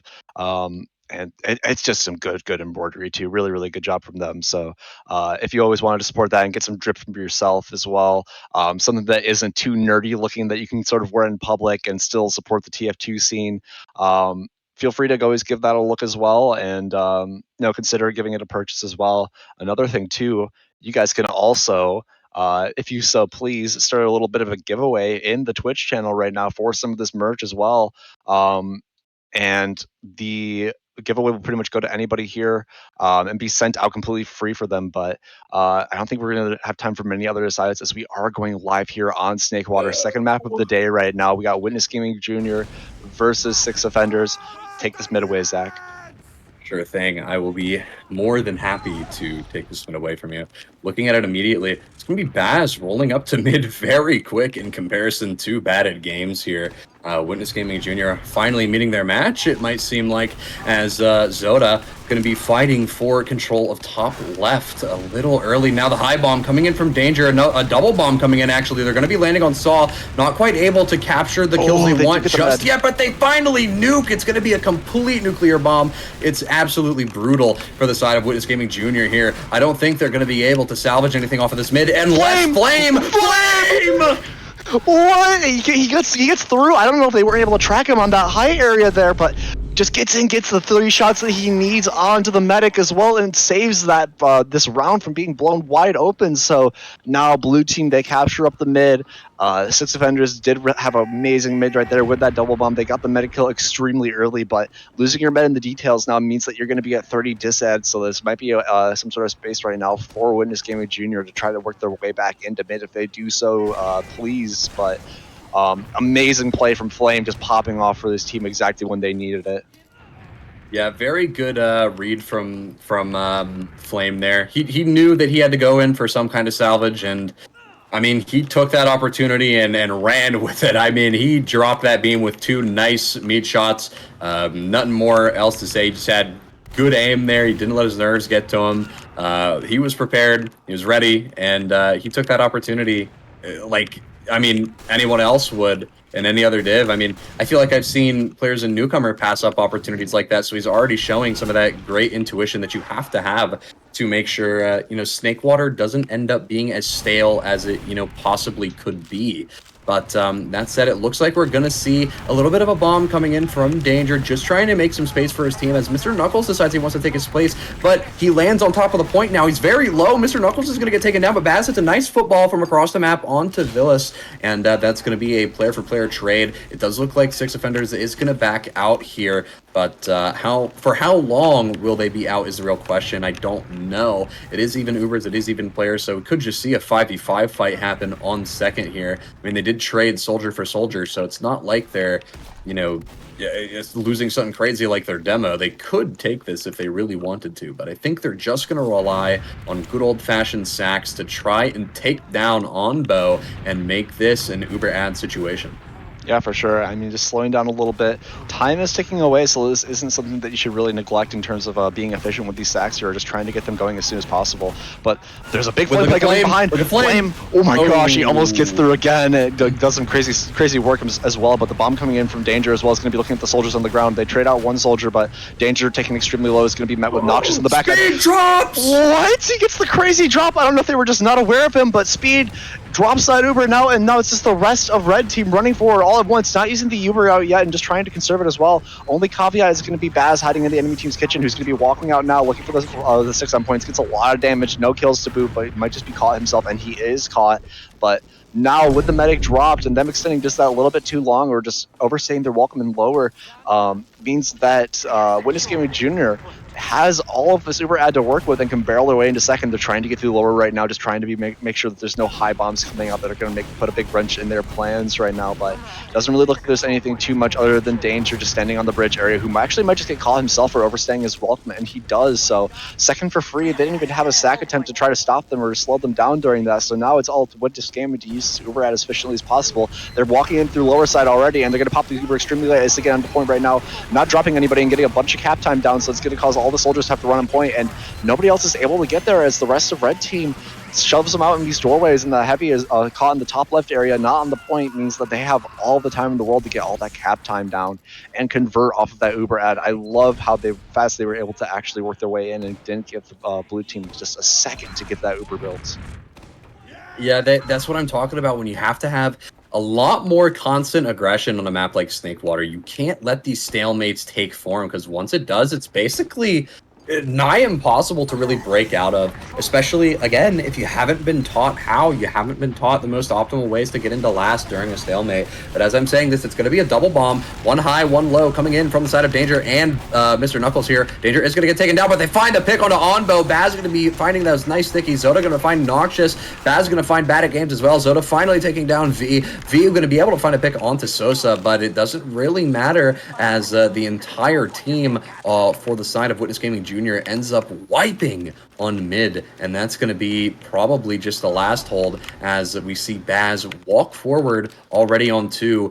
No trap setup or anything to deny anyone who comes in. All right, now he's setting up traps. Yeah, but man, that mid overall, it was great. They're going for these double bombs again, and it works out for them both times in a row now. But also just playing a little bit more further back with their medic and not just letting any sort of crazy plays come through. No scouts running across height, and are able to just get a very, very dominant mid win. And now they have all this ad to work off of, so they need to be quick with it now if they don't, they don't want to squander this opportunity, right? Walking in lower right now with just the demo and the medic right now. No scouts coming with them until a few seconds later, so might be a little bit projected of what doorway they're going through, but they still have this big Uber ad to work with, and that's something that you really have to worry about right now if you are on the side of Witness Gaming Jr. But slowing down now, it's going to mean that Onbo is making his way up to 60%. There is a chance that Witness Gaming Jr. could get their Uber if they just take a little bit too long here, especially if they're just too scared to get through this doorway. If they walk through now using onto the demo, trying to get that gun down, they are going to get that gun extremely late, and Danger actually drops super early. They get so one much kill on the Oh, so much cap time, and they kill the heavy down. So now the rest of Witness Gaming Jr. is going to have to flood onto point right now to try to get anything left, but it's just going to be, so right now. Blast Alive in the combat class is trying to get anything that he can. Is going to get cleaned up on that exit as well. So it looked really good for them as well, but they just took so long to get through that lower area that Witness Gaming knew exactly what they were going to do and what doorway they were trying to get through as well.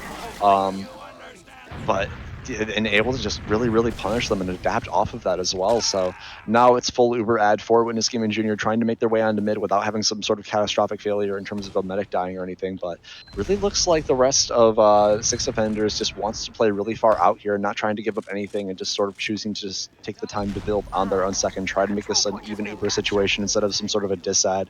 Only caveat is Danger, who's hiding in the cat area. Going for the bomb now.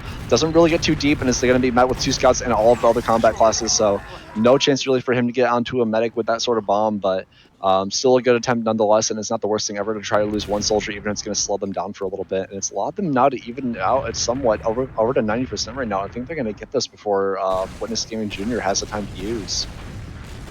Yeah, and I think reflecting on that last for actually no, not reflecting on that last for a moment, because I think we're about to see an exchange come out here as the entirety of Witness Gaming Jr. is trying to push up through grass area here. They do find a pick onto Mr. Knuckles, and now the bomb coming in from the side of V. They are going to be able to get that Uber out very early. It's a 20% ad pop, and it does look like it's going to be Six Offenders trying to get out as quickly as they possibly can. Might be a caught soldier here as well. One spawner up to help defend last. It is just a scout, a med, and a soldier. They are going to have spawners coming up really soon, but the cap is halfway there. Flame just MGEing on point with the help of Frosty now at full buff. It's going to be on bro taking 0 damage. The beam almost dead, but they're not fighting that combat as effectively as they could be. Now it's the Pudis fighting the point. He's on 1 HP here with the demo. He gets a 2-for-1 combo. Nice, He's going to find Baz. Noxious and on bow, and that is going to single-handedly save the round there. Not going into the hands of Witness Gaming Jr. just yet.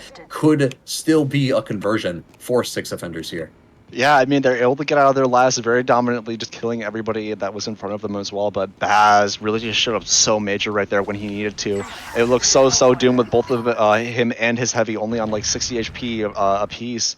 And they get so much now, just trying to make sure that they can really get onto second safely and hold this down, choosing to build up in the bats area and just slow things down a little bit. But it's a lot better being on second and building and even than being on your own blast and having the team breathe down your neck. Yeah, absolutely. I mean, having second here gives you a little bit of wiggle room. You can get a couple cheeky picks with, some silly traps. Maybe just, isolate some players that are a little too far forward. That is the perk of having an extra point to fall back onto. You can just, lure someone in and potentially get a feed kill. That said, does look like both of these Ubers going to be even here.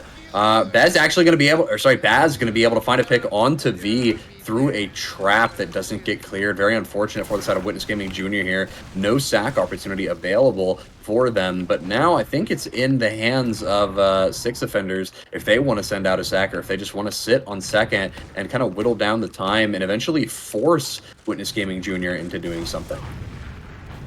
Yeah, I mean, definitely right now. So we'll have to see what the plan is for Witness Gaming Jr. They're taking a lot of time just trying to figure out what they want to do in terms of sack attempts or anything like that. Just seem a little bit scared to walk into the lower or anything like that. But now working their way into Saw right now, trying to boss up everything. But they get a lot of damage out actually on the blue team, holding really close to Saw, and they have to back up themselves and try to recollect themselves. But it's going to be V bombing in really early, trying to find something. It's going to be immediately found out. But actually, it's a really far range rocket that cleans up the soldier that was only at 20 HP. So the counter set coming back immediately from Mr. Knuckles, but they do get the force out, so it's going to be a little bit better of an Uber for the blue team. So now Six Offenders with a better Uber in their hands, just trying to find any sort of kills that they can. But instead, it's going to be Frosty winning the kill in Africa right now, and the rest of Witness Gaming Jr. looking to try to take this and punish anything else that's still in. Good on the blue medic as well, just playing to lead right there. Very smart from him as well right now, but winning in the margins and just taking a little bit of a better fight, even though they had a little bit of a worse Uber, was Witness Gaming Jr. So now they have second, and they're trying to find a way to in the enemy team's last. Tiny little Uber ad. I don't know if that was just from building and all of that. It could have also just been from the fact that they popped their Uber a little bit earlier than the other team, but still might be something they can choose to work off if they want to go quick here. They've shown before that they were very adept at being quick and actually converting off of these Uber ads before, so I'd love to see them try to get something done right here with this Uber advantage right now, building up to 90 now.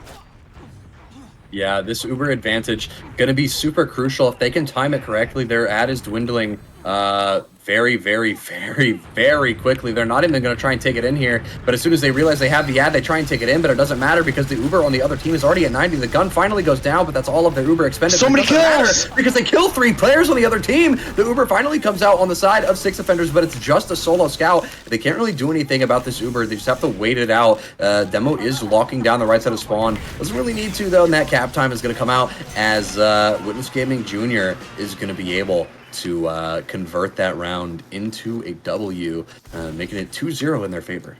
Yeah, they're doing so much work as well. I mean, the thought was there definitely with just trying to use that proactively. It was a little bit more scary as they took a little bit too long and had that Uber used back on them, but they found so many kills early and got that gun down instantly that it just allowed them to boss their way onto point right there. So great looks from them as well.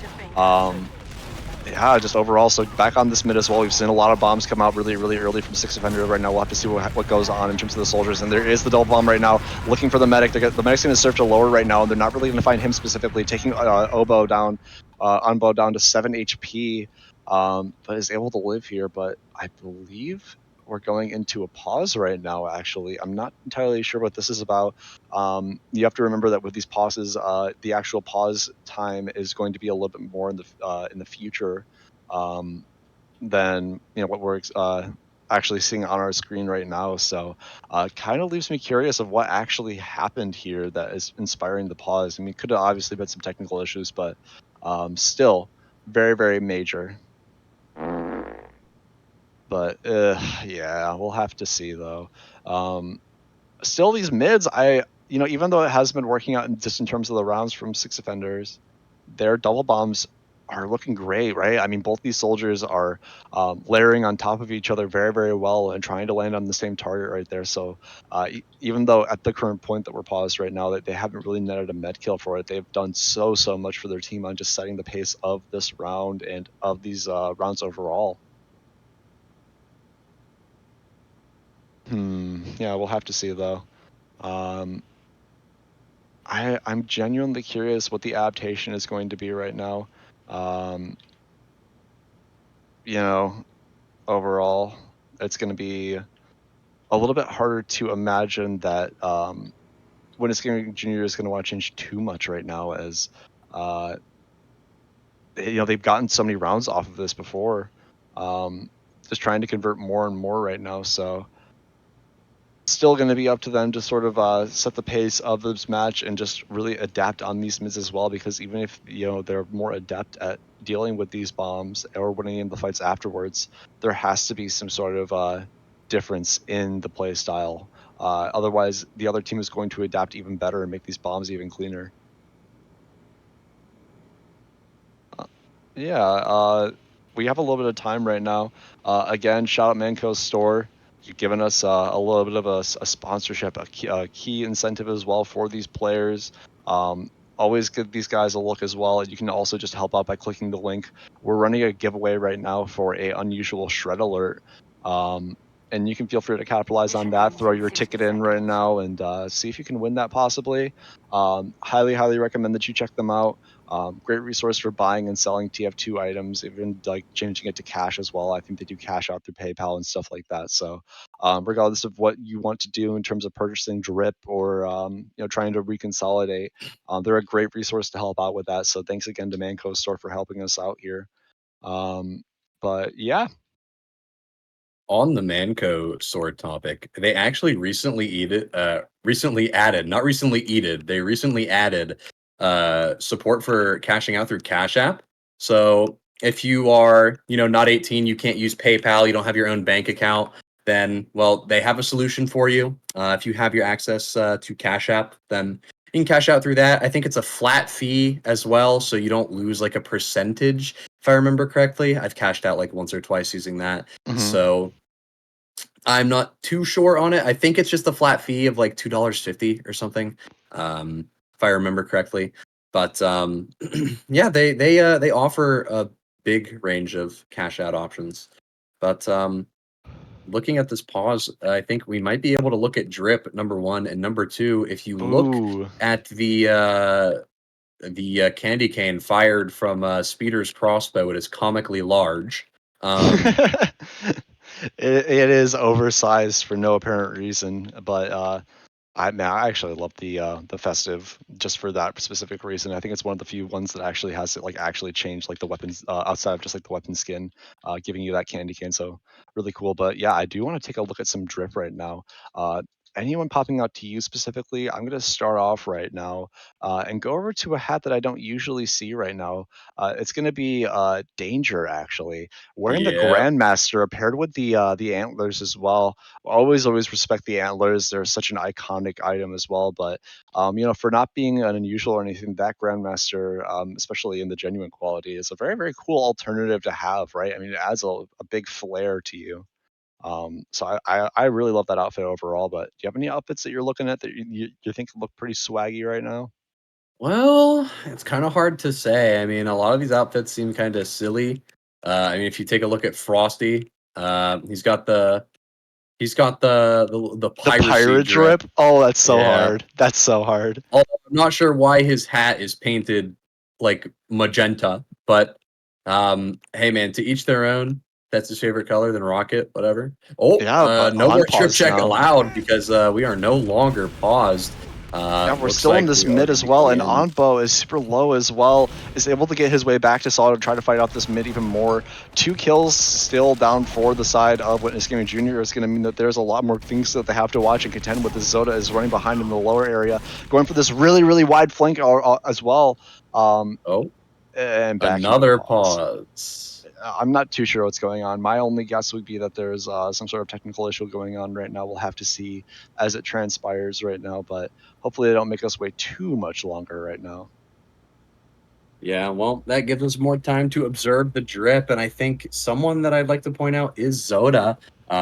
They have a cosmetic you don't typically see. They have some glasses on for Scout, but well, never mind. No more drip analysis because we are going Finally. back into live, and never mind, it's a third pause. Triple beta. Triple bait. Anyway, so the Scout has a nice like pair of glasses cosmetics on, and you don't typically see that all too often. As I wear the glasses myself. I have to have glasses on real life, so we get some representation in this guy's loadout here. Oh, so yeah. that's pretty awesome. And he's got that nice unusual too. Look at that thing, dude. No, I like that fit overall too, and just kind of going for like the darker green as well. It's not usually like a pink color that you see like really pulled off too well, but that effect as well has a lot of dark green accents to it as well. I think that's a newer one as well. I don't think it was from this most recent update, I think it was the update prior where this one came out. Really sick effect, and I also love like the purple variant of that as well. And cool job working around that for the fit as well for him. We have a few players that actually spawned in the time that we did our little pause thing. One that I wanted to point out right now that has the nice coordination with the rocket launcher to the outfit itself is Mr. Knuckles. And also, he's running the Cheater's Lament as well. I don't know if everybody here knows the lore about the Cheater's Lament, but that is just a note right there that you have been playing this game for such a long time. So always really cool to see that in game, especially nowadays in 2024. But using the banana rocket launcher with the banana grenades on him as well. A little bit of a derpy outfit, but I also love it as well. It's just kind of fun to look at. But now going back into live right now, it looks like he has a 1 mid now. A very, very slow mid where they had to sort of fight tooth and nail to get it.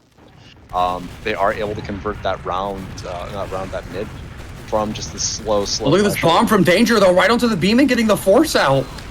Major. And he comes back in for part 2 to get more damage. Sorry, Mr. Knuckles comes in for part 2 to get more damage.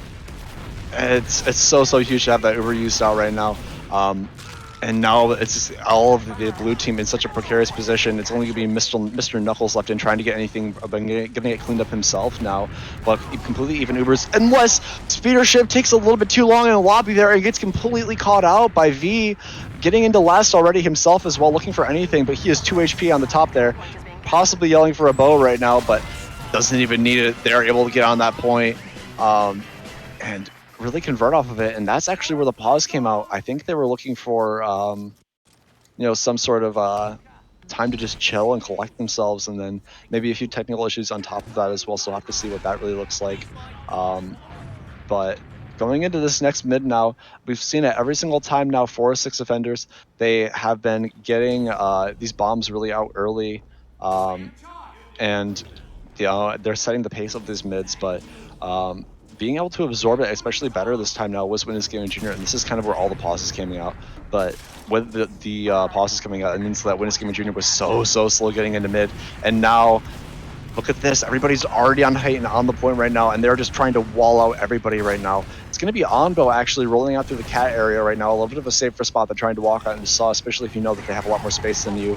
But now it's just a very precarious position right now, as you pretty much had to give up this mid entirely for free, and just more settle for holding on second now. Yeah, you do have to end up giving it up pretty easily, but if you're Witness Gaming Jr. are up 3 rounds, so you can afford to make a handful of mistakes. You don't have to play perfect, and really nobody needs to play perfect. It is the Newbie Cup after all. You are encouraged to make those mistakes. I mean, it's mistakes are what help you learn, really. So if you're not making mistakes, you're not learning. And ooh, that's going to be a nice pipe, little football thrown into the head of Sosa Baby there. Surprised he didn't get concussed by that one. Bad Game's going to find that pick on a Mr. Knuckles. Nice pipes there. He's going to be able to find Sosa with a trap as well. Now the force comes out. Nice bomb. Actually, I don't even think it was a bomb. I think it was Zoda that walked forward, maybe with help from Danger. I think that might have been a 4-man. Danger bombing forward and Zoda as well to pressure and really just make the mid so scared that he has to pop the Uber, but they lost 4 in the entirety of that as well, so they're going to have to give up mid even though they have this giant Uber advantage to work with. We'll have to see what they want to do with it now that they have a scout back, with Speeder right now. Sosa Baby going out a little bit early by himself. Medic not really following him, so he's going to die, and the Uber is going to be used up from Baz, who finds the Medic as well. Major damage from him, looking for anything else, but now there's a fight going on in the back end as well. It's going to be Zoda cleaning up V and Frosty cleaning up Mr. Knuckles as well, and the Medic is going to be caught in. Now Speeder Ship taken down from Frosty, recognizing that they all had to go back and fight on second, and that Medic is completely caught in no man's land, capitalizes on that amazingly. So both Medics dead now. No real push into either one of the points right now, so it looks like Witness Gaming Jr. is just choosing to get their med rolling out and sort of collect themselves in that regard. They do have a little bit of tiny Uber ad to work off of. We'll see if it's anything actionable for them or even anything that they want to use. But it's something that you really can't really neglect right now. Yeah, this is not something you can throw by the wayside. You have to be building very hard. You have to never stop, basically. I mean, even when they sack into you, you've got to just back out and keep that beam on your scout and keep that building, because, I mean, you're sitting here waiting for them to push into you, essentially. They're probably assuming it's evens on the side of Witness Gaming Jr., so they probably won't have to deal with too much in terms of an overly aggressive team. But Witness Gaming Jr. now walking up to the point. Does look like it's going to be 6 offenders giving for free, just backing out into lobby. Maybe Danger getting caught here. No, actually is going to be able to find his way out, but I think Zoda going to get taken down here as he's alone on bats with nobody here to support him. He's going to get pinched, but the Uber comes out from the side of 6 offenders here. The counter pop comes out from the side of Witness Gaming Jr. They are able to collect the kill on Zoda, but not before Sosa Baby finds that kill onto Noxious. The med is still alive on the side of 6 offenders, but Baz is not. Now the beam is going to go down here probably. No, he lives. Grabs a mini pack and survives. Oh, there he goes, and then really nice little late sticky from Bad Games to get them, and now Witness Gaming Jr. barreling the way onto point right now with 3 dead already. Only a soldier there to really contest them, and that's going to be 4-0 now with 11 minutes and 50 seconds remaining in this match. So we need to see some sort of cleanup right now from 6 offenders if they want to have a chance of even taking a few rounds here, right? Yeah, they do need to really try their heart out. 11 minutes, 0-4. It is still winnable. You could get a reverse sweep in 11 minutes. I mean, it's been done before. It's possible. And it can be done again, I'm sure. I'm sure 6 offenders can, pull themselves together. Maybe theorize a little bit after one of those rounds. Take a moment to, theory craft. But it looks like they're going to be doing the standard double bomb again. Landing right on top of the beam. They're actually able to find him. Danger getting that long-range rocket that is going to do the nice 30 damage that is necessary. The counter bomb coming in from the side of V, going to be able to land onto Sosa and get a pick onto him. Now picking off Baz as well. Maybe able to pick off Zoda here, but no, not quite. Not trying to push into that. Doesn't want to take an unfair fight. Except Flames, who wants this. He's poking forward, just trying to get this kill. Zoda's going to get to the big pack, so Flames recognizing that and backing off. Not too much HP on his own, but another major thing as well was even though they got that bomb out and got Onbo, Speedership died extremely early on in that mid. I believe it was just from some focus fire. I don't really think that there was much of a counter bomb that came in, more or less just walking into like a sticky and a rocket that was spammed across the point. So it means that they did, even though they got that medic pick, they really didn't have the heals in the post fight to work with, and they just got picked off one by one. So now content to sit on their own last and try to build up this Uber, make sure that it's somewhat even. You're not just getting 5-0'd.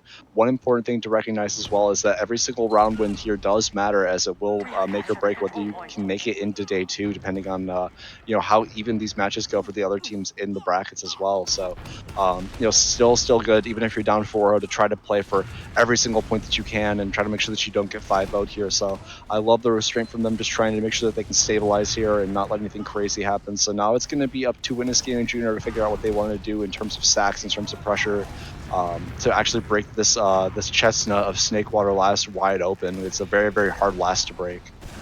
Yeah, Witness Gaming Jr. here might be able to walk away with a nice 20-minute game on Snakewater here. If they're able to break through this stalemate of Snakewater last, that is oh so infamous. That is definitely something to write home about. Hopefully, we'll be able to see them, kind of push in and have something happen. But I don't know, man. It looks like they're playing a little passive. Maybe they want to take us through the shutter, though. The demo's a little far behind. The meta's leading the charge. They spot the gun behind the crate, and it's going to go down very, very late in the Uber. They actually are going to be able to collect the kill on the engine, but they lose 3 players inside of this Uber. Now they're going to lose 4. Now 5. It's just bad at games. The last man standing fighting on truck. He does manage to get the Uber out, but he takes himself down by walking in between all 5 of those living players there. Yeah. So unfortunately, not necessarily also, Jr. Like we were saying, like unfortunately for them, they're going to be bossed all the way out. But it looked like it was a bit of almost like a fear pop. But from the perspective of Speedership, he had to pop that Uber because it looked like there was nobody on point to really stop that. So he just pops the Uber and runs onto the point himself, and they do get a bunch off of that. And that's Flame cleaning up a Baz, and V getting Mr. Knuckles as well. As Flame is still going as well, looking for more, finally punish himself, but that is so much momentum for them and so many picks to work their way onto second right now. It's just going to be up on Sosa Baby 31, himself and Zoda to try to hold down this point and really buy the time for his spawners. But now choosing to leave and conserve their own lives, it might be Sosa Baby going down extremely low, but is able to limp away on such low HP. But very, very major kills and aggression coming out in this saw area is just catching 6 defenders being a little bit too aggressive where they shouldn't be necessarily. Yeah, they are being a little too aggro in places I feel like they should be a lot more passive. Certain situations not really playing into their hands, and they're still deciding they want to be aggressive. But Ubers are evening out here, so we will see something interesting come out, I do believe, from the side of Witness Gaming Jr., possibly even the side of 6 offenders. I mean, they are down 4 rounds, but if they can manage to hold this, it is still 7 minutes 33 as I say this and ticking. Now they're going to be able to find a pick onto Bad at Games, which is going to open up lobby significantly for them. They might even be able to find a pick onto Frosty. Yes, they will. Baz is going to hit a nice pipe, but they use the Uber to bust through. They pick up 3 players for it. Hopefully, for the side of Witness Gaming Jr., Onbo is able to back out, but no, they want to walk back in with this Uber and completely deny them the satisfaction of capping 2. They're going to be nuking in lobby. The scout runs away from Zoda. Kudus is pulling up on bridge, but now he's just getting spammed down by the heavy, and there's not a lot he can do about it. He's going to find that pick on a V. Now the soldier from 6 offender. Oh, he gets it! He gets the kill, but it's a trade! Oh no. What am I seeing right now? Heavy in lobby, and it works. He gets a kill from it and is able to limp away himself, keep himself alive. But really, really nice from Danger, recognizing how bad the medic's position was right there. Even though he has to trade it out for it, getting that medic done means that they just have a little bit more time to try to get some sort of Uber advantage going. Maybe even try to push out into second right here, as they are somewhat posturing into lobby, not really trying to do too much right now. And it's so scary right now when you're down 4-0. Yeah, it's terrifying. It's a really, really scary situation to be stuck in when you're down this many players, or this many rounds, rather. And your med just gets juggled in the doorway, taken down to 50 HP. Now your demo's gone. Baz is dead. Flame finds that nice, crucial pick to have when you want to open up this, this oyster that is last. It's going to be Knuckles trying to spot for info. Not going to be able to get too much, for his team there. Just sees that they're on bats, but, only spots their, part of their combo. So what realistically are they going to do with that information? They can't really formulate a guess as to where they're going to be pushing in from, but looks like that guess might be true, as it's going to be Noxious trying to bomb out to the right side. V almost getting caught in here, is going to be able to find a pick onto Knuckles though, so it is going to be a trade. Ubers are even now. Could possibly be a fight that we witness on last sometime relatively soon. And side note, hopefully these guys remember to extend the server because it ends in 3 minutes. So hopefully they remember to do a little exclamation point extend. If any of them are watching the Or cast, if there's they'll be able if to there's do a it. coach or anything who has to connect to hop in here and save the day by typing extend in the chat so that the server doesn't shut Yeah. down before it's already over. But now 60 seconds remaining in the match timer before this does reset back to mid, so it's kind of going to be what the rest of Six Offenders really wants if they want a chance at getting around right now. Yeah, Six Offenders really needs to pull something out of their hat here if they want any chance of converting these rounds into wins. 5 minutes, you still probably could win if you mid to last all 5 rounds, but it doesn't look like that's going to be what happens. Looks like they're going to Uber onto the point while they're distracted in lobby. This is a crazy play. The cap is almost there, and Witness Gaming Jr. just... What in the world?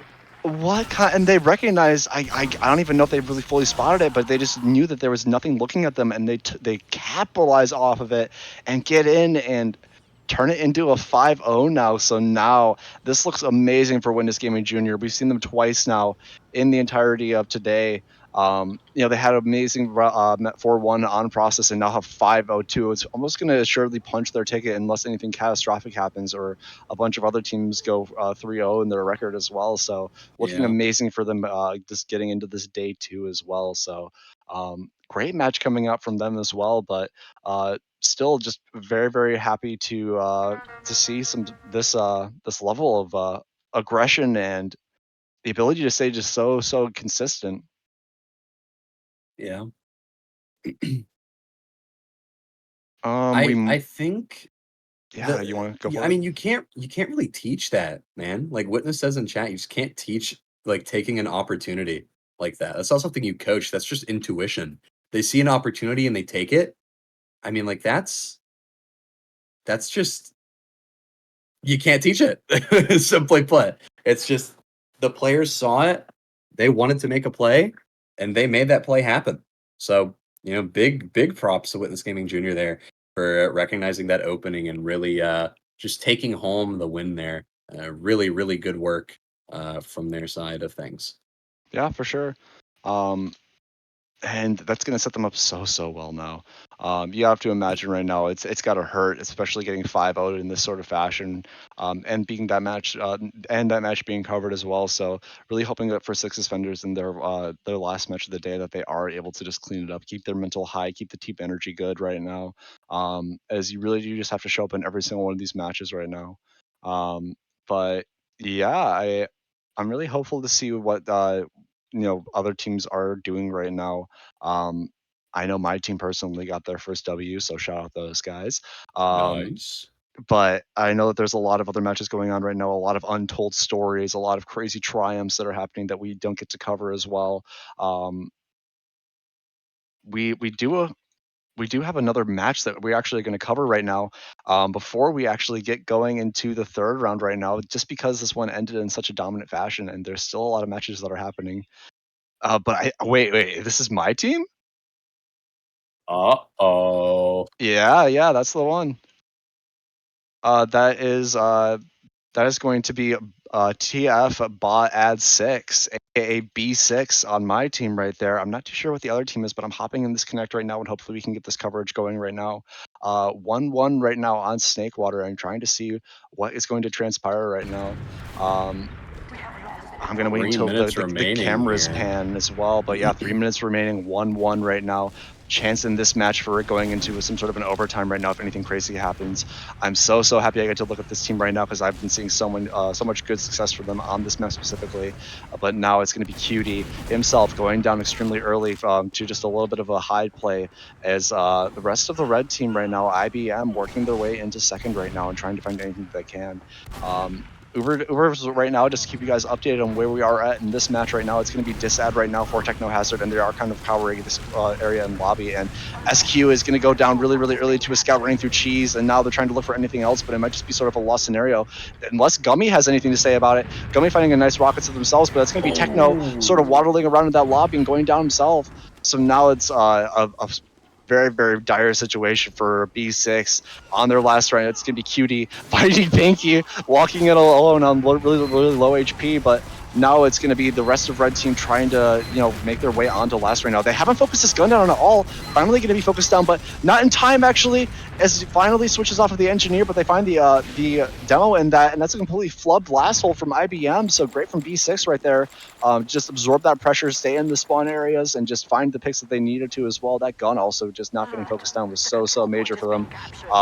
But yeah, now we have B6 capping up on second right now. They have 40 to 50 ad to work off of right now. We'll have to see if they recognize it and want to build off of it, or just are trying to make their way onto mid right now. As it kind of looks like what they're posturing to do. It's going to be SQ walking through the doorway, but not with Pinky Devil running behind. SQ is going for the spam right now, but not going to find anything else. But that's a really, really nice kill to get, especially when you have this Uber advantage to work off of right now. Would love to see them build this Uber all the way up to make sure that they can get this as soon as possible right now, but choosing to sort of poke through these doors and find anything they can. It's going to be Bunny finding Cutie in a doorway as well, I think in the Saw area. And now it's going to be Blonde, I believe, fighting alone, and Saw going to be cleaned up themselves by Bunny, finding a two-piece now. So they had this Uber ad to work with, but not able to recognize it. And SQ as well is super caught. They pop off this Uber, but there's a back cap going on right now on the second point. We'll have to see if they turn around and recognize it. Angel does, but now the rest of Red Team, it's going to be Datlad jumping up right now, finding anything. Yeah, it's crazy progression from them. But now Techno is going to be caught, and they aren't able to find the red medic on the back end of things. So wait, Cutie's kind of farming though. Yeah, Cutie is getting the kills that he needs to right now. Gets 2 of his own. And they haven't capped last, and they're running into. They haven't capped second, and they're running into last. Yeah, they use the Uber right now. They're gonna. And the demo lives. Nice from SQ right now, getting into spawn just barely. Doesn't have the reset bind, but they don't even have second cap, so there's no way that they can go to this. Too. Now the real question is, will Blonde manage to survive? He almost taking down Sandvine, no way! And he's surviving! Your team is farming right now, Bond! Holy! That rocket was nuts. Server. This is a strange farming server, and you're witnessing unethical activities right now from your team. That's all I can say. 30 seconds left until this ends up turning into golden cap type of game. So hopefully B6 will be able to take home the W there. Nice little pick from Blonde right now. They're bringing the medic into the Saw area and just trying to get through right now. Being met early by Bunny, the scout, is not going to be able to find anything. Bring a lot of players low, especially Blonde taking down extremely low HP, but also just holding his ground right now and just establishing himself, not falling in that as well. So they have 2 kills, 1 player respawning right now, so maybe something to work off of. It's going to be about even Ubers here, but going into a stalemate now. I believe that was the match timer ending, so now we're going to be going into a golden cap right now. So resetting to mid as that round timer ends, because we are on the scrim config, so we'll have to see them ready up, go into this round, but that is insane actually that they were able to hold that last point when we got to just start covering the end of this match, and I am feeling very hopeful for their chances right now on this mid. Yeah, that's actually insane that they were able to hold that. No bias. Such a like disadvantageous push. Like there was no realm where they should have been able to hold that, but somehow, some way, the gods smiled upon them and they were able to hold out for that last 3.5 crucial minutes. But yeah, it looks like B6 gonna have a second shot at life here. Not sure what team they're facing against here. Let me check the sheet. Oh, they don't have a name. Oh, do you know which team number this is? This is team 15. 15, alrighty. Yeah, I'm actually not too familiar with these guys personally. Coach, actually, this is Windows and Windows XP's team, and Cyrus's team right now as well. And wow, this one has a little bit of behind the scenes beef right now. Me versus Windows right now.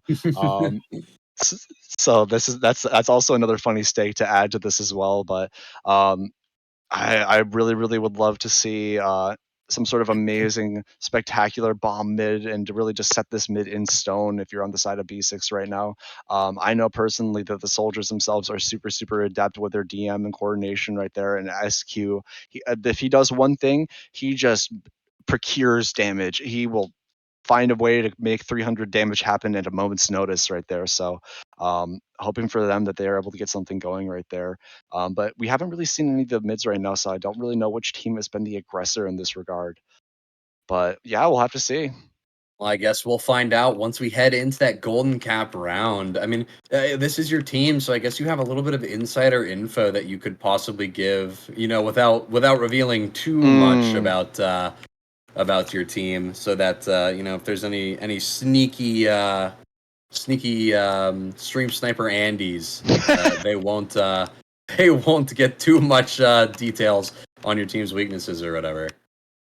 Yeah, I think that the configs are all set right now, so the teams have been given the signal to ready up. But you know, going into golden cap scenario, it's super, super tense right now. But yeah, I don't know. It's really, really going to be up to the mid right now. Honestly, I mean, it's so important on Snakewater of what team is going to be the aggressor and what team is going to be you know, willing to either do counter bombs or just absorb the sort of pressure and stuff like that. I think this should be a heater right now. I also know from my team's Discord that they're for B6, their last match also went to Golden Cap and they were able to pull that out as well. So they've been in this situation before with this sort of pressure and they were able to do that. They have, so it's up to them to not fumble and hold this down right now. They've had to overcome a lot right now to make it to where they are and just bring this to even a 1-1. So really hoping for some sort of cleanup right now. They might have been able to squeeze it out, you know, without the cast, you know, behind them, but I think they might be, you know, a little antsy, you know, knowing that they're being cast and knowing that there's a bunch of people watching them, that can definitely get on some people's nerves. You know, it can make them feel a little wonky, make them feel, you know, not like they're able to play at their best. But I do just want to say, if you're a little stream sniper Andy, don't let the cast get on your nerves. Just mute it and play like you normally would. Don't even think about it. At the end of the day, you're here to learn. So just don't think too much about it. Just play it like you played your last golden cap, and everything is going to go great. I think you guys can squeeze this out, and of course, good luck to Team 15 as well. That said, we're going to be going live for this golden cap round. Golden B6 cap versus Team 15. I mean, I don't know. I guess I'll let you take away this mid since this is your team after all. Yeah, I would love to see this mid right now, and I really want to see who's going to be the aggressor on this mid as well. Shout out to the person as well, gifting 10 subs in our Twitch chat as well. Shout out you as well. But now flashing forward to this mid right now, it's going to be Blonde bombing in extremely early as well, not going in too deep and trying to go super far, but it's going to get cleaned up himself right now. It's going to be Gummy on height, getting a bunch of spam. It's going to find Pinky double. Really nice kill from Gummy right now. She's going to be able to back away and keep herself alive right now. So even players right now, but a little bit better positioning for the side of IBM, and they are going to find another right now, so it's probably going to be the call to leave and to make their way out to second. So a little bit of a single soldier bomb and not really coordinating too well with the other soldier means that it's going to be a lot harder for Blonde to get in and do anything, and holding down the ground a little bit better and just standing on that point a little bit more aggressively is IBM now, and they have this mid to work with. Completely even Ubers as far as both of these teams know. It's going to be slowly gotten right now just off of a slower beam from Ayika, but now on their second, taking a lot of damage. B6 just trying to make sure that they can hold this down and keep these doorways safe. Yeah, B6 has a lot on their plate here. They have a lot of space to hold on to and make sure they don't lose it. QDKQ almost getting taken down in grass there, getting zoned off pretty hard. That Uber is going to come out from the side of IBM or Team 15, whatever you prefer. B6 going to be using that counter, but looks like Techno a little stuck on the point there, getting juggled around by everything and anything. Oh. But there's a bomb onto him. Nobody turns around to support the beam, and now it's a wipe for B6 here. Oh no, it's not looking good for the B6 fan. This is not Uh-oh. looking good at all. Looks like we have Dat Lad moving in, playing on top of tower here. Going to be able to completely deny Blonde of that height. Blonde is going to crater here, trying to jump it, but it's not quite enough. It's a pencil and a fail. And ladies and gentlemen, that is going to be Team 15 taking home the dub against B6 here, 2-1 through the golden cap. Unfortunately for B6, they're not going to be able to squeeze that one away like they might have No. hoped. But there is always map 3, which is Bagel, which is a lot different in terms of how the games play out. So, yeah, hopefully your team fares a little better on Koth. Maybe they're a Koth team. Who knows? Who knows? I know my demo loves it, but it's still very commendable to make it to this point right now, and take their first round, bring it to a golden cap as well. I'm sad we didn't get to cover the beginning half of that match because I imagine it was sort of a barn burner right now with it just being that close overall. But now we're going to be going over as soon as all of these matches are finished up and we are ready to go. We're going to be flashing over to Bagel for whatever two teams we're going to be covering here at the end. So I'm very, very excited to see some new faces as well because we've been casting a lot of Witness Gaming Junior. But yeah, I really want to see what teams have prepared. Talking about Bagel a little bit, obviously, it's the first time we've really seen a different game mode other than 5CP tonight, and Koth is played so differently than conventionally what you expect to see on 5CP. But now they really every single team here is going to have to fully adjust and make sure that they are in the Koth mindset to get things done right now. A few things to look out for as well as just the speed of how these teams are trying to play their mids, pushing into houses, things like that, as well as the preparedness of both of coaches on whichever side. Drilling them on what a four-man sack is and how to perform it correctly, making sure stuff like that is sufficient. Forward holds as well are a very different scenario than your conventional holds on 5CP or anything like that. So very, very excited to see the adaptation and what the teams have prepared for themselves. Yeah. I think the transitioning from the 5CP mindset into Koth is definitely going to be a hard adjustment for a lot of players to make. I think this is I think last cup and this cup are, correct me if I'm wrong, some of the first times we're seeing Koth instead of just 3 straight maps of 5CP. I think last cup it was I think they've actually I always think the done last Bagel. 3. I think they've always done Bagel. I think you're actually mistaken. I think I we've always done think two. they did clear cut. Yeah, we always do Bagel. Huh. Yeah, I think we did Yeah. Clear Cut before, but that was a very different scenario as well. And Clear Cut is just it's that's medic hell right there with no roost really to hide under. Yeah. So I can't Absolute, blame them too much for trying to peril. go for Bagel as well because it's also a lot harder to deal with snipers and stuff like that on a match like Clear Cut compared to Bagel. Yeah. Well, we are just waiting for it connect. So while we wait for that, I think we can toss it to a quick little break. Short Give little us break. a Short little break. opportunity to get some more water, a little Mhm. snack or two. Little stretch. Make sure your guys' shoulders aren't hurting from slouching over and watching this so intently right now. I know it's very, Yeah. very hype, but you got to watch your own health in that regard as well. But yeah, like you said, we're gonna hop over to a break real quick. But I'm really, really excited to see some Bagel, and we'll catch you guys when we have all these matches ready. Catch you guys then. Peace out. Bravo Junior, wear iron rings, make it.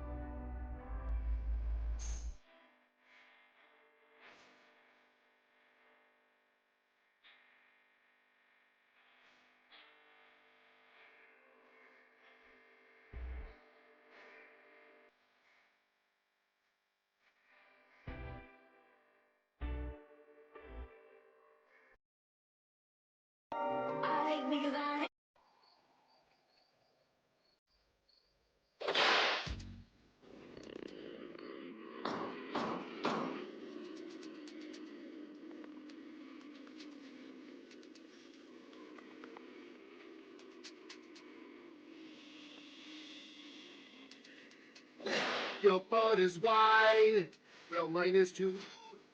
Just watch your mouth, or I'll sit on you. The word is out, better treat me right. Cause I'm the king of cellulite. Am on, have an whole week. Alright, my zipper's bust, my buckle break. I'm too much man for you to take. The pavement cracks when I fall down. I've got more chins in Chinatown. But I never use the phone booth, and I never sing the titles. When I'm going through the movies, I think of seven movies because I'm back. Simply read back. You know I'm back. You know it, read it back. You know I'm back. Simply read it back. Don't you call me punchy, run me or stop and tell me once again who's sad.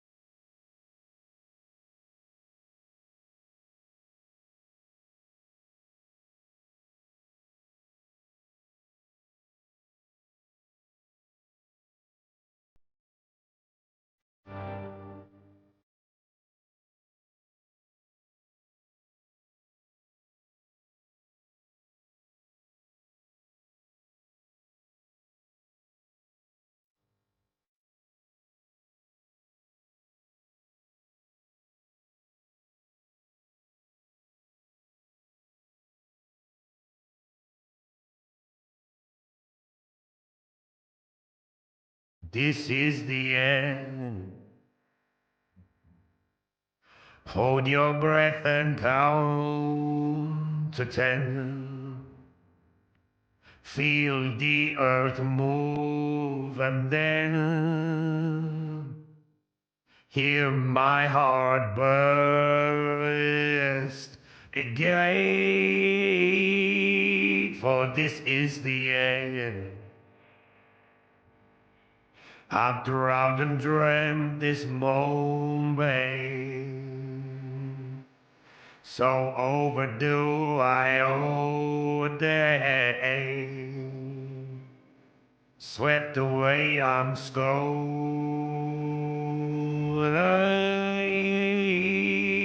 Let the sky fall and they crumble. We will stand tall, I'll face it all. Together let the sky fall when they crumble. We stand tall and face it all together let the sky fall. That sky fall. Skyfall is where we start. 1,000 miles and balls apart. Where worlds collide and days are dark. You may have my number.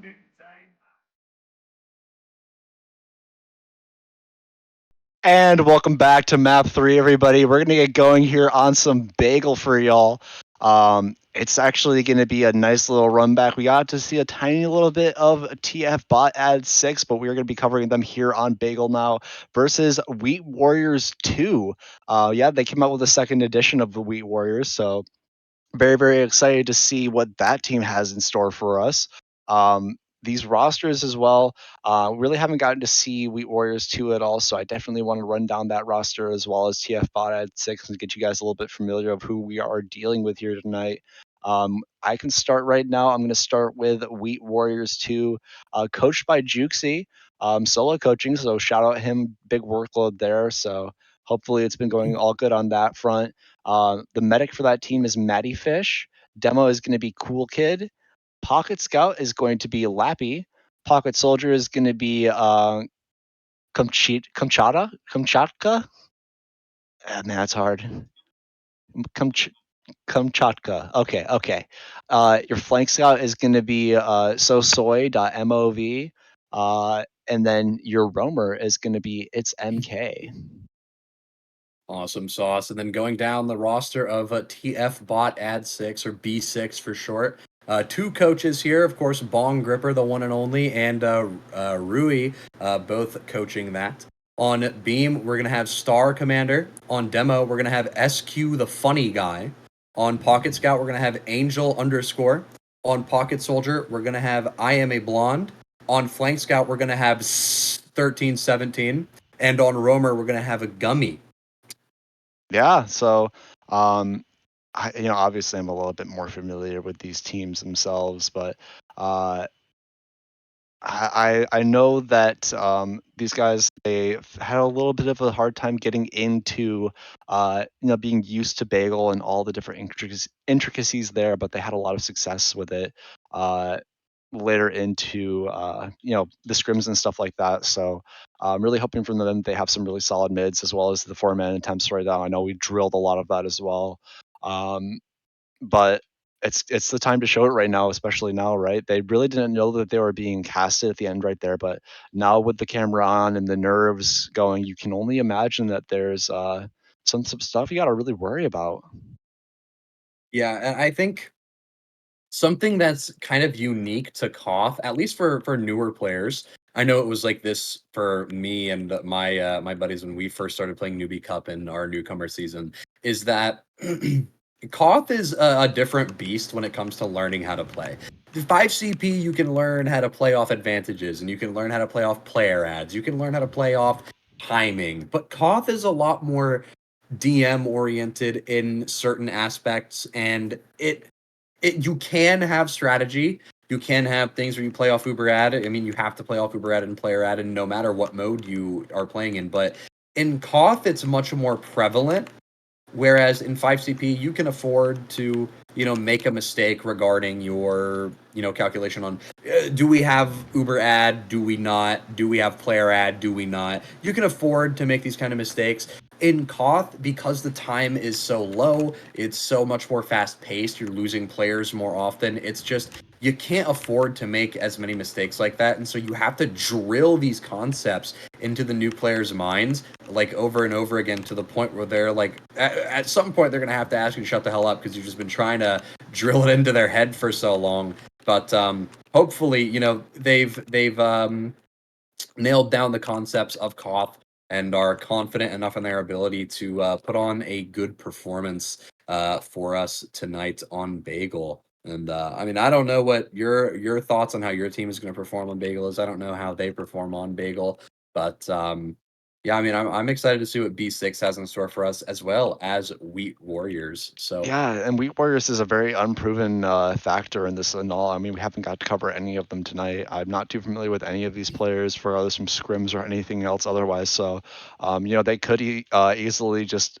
you know, bring a lot of prowess to Bagel itself, and or just be a Bagel team themselves. We'll really have to see right now. It's going to be up to both of these teams to, you know, keep the momentum going, keep the energy up. You've played TF2 for so long now. For a lot of these guys, they really aren't used to playing this many games with TF2 back to back to back, outside of a few scrims and stuff like that. But you know, in the big stage with all of this pressure on you, just trying your heart out, you got to make sure that you don't burn out and that you don't even tilt off the face of the earth, because I know it can be a little bit stressful. But yeah, I mean, like we were talking about with Koth, a few more important things to recognize for both of these teams is that you have to be very, very mindful of capping the point, not denying players, and when it also is your time to cap the point. But now we are live here, going into the first mid on Bagel, our last match of the day. I'm getting hyped, and I know you guys should be too. Let's see what both of these teams have cooked up here. all right, going into this first little mid fight here, it's going to be a little bit of early point aggression. Nothing too special. No house shove coming out just yet. Maybe a delayed one coming in on the left side here, as I see a scout and a soldier posturing up. It's going to be Blonde and Cutie completely taking left house, just uncontested. Or sorry, I guess I should... Actually, this isn't the version with the color. SQ! Hi! Show that one to Habib. Get this man B6, put him on G6. That's all I'm gonna say. And they get the point cap as well. They get that point cap really, really early down. Nice little focus there from Angel, just really trying to establish themselves on point. And Angel also holding it down so the team can't cap back. It's going to be Blonde fighting on the lower side, conserving his own life in the left house right now. The only thing you contend with right now is the bomb from MK right now, trying to get onto point, and the rest of the blue team is able to get on point. They do get that cap, but Blonde shoves in behind, gets so much damage. He gets one kill early on. It's going to get credit out himself, gets one soldier for one soldier, but now rest of B6 trying to work their way back onto the point. Now they get another kill, that being Soy.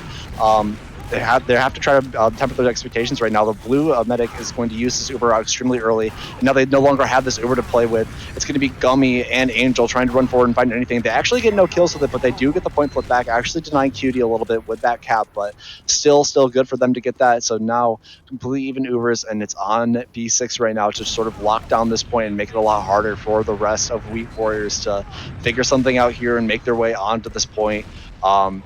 They're going for some sort of a right house shove right now. Cutie and Blonde in the right house, looking for anything that they can. Actually choosing that's not too good. It might be Cutie going down himself, but actually is going to go down. Really nice little kill from Kamchatka, and a little trade kill back from MK as well. But during all of this as well, time has been ticking down for B6.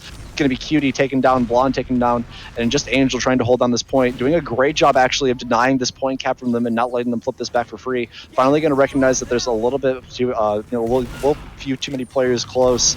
Maybe trying to back up here, but also still not letting them flip this point back as well. And completely unaware is the rest of Wheat Warriors of the player that's still on point, denying the cap right now. They use their Uber, but they can't find too much. It's going to be Techno absorbing the pressure really, really well right now. Actually completely out of this, going to be rolling out now with the rest of the team. And they finally do get this point flip back, but they denied both of their scouts for over 10 seconds now.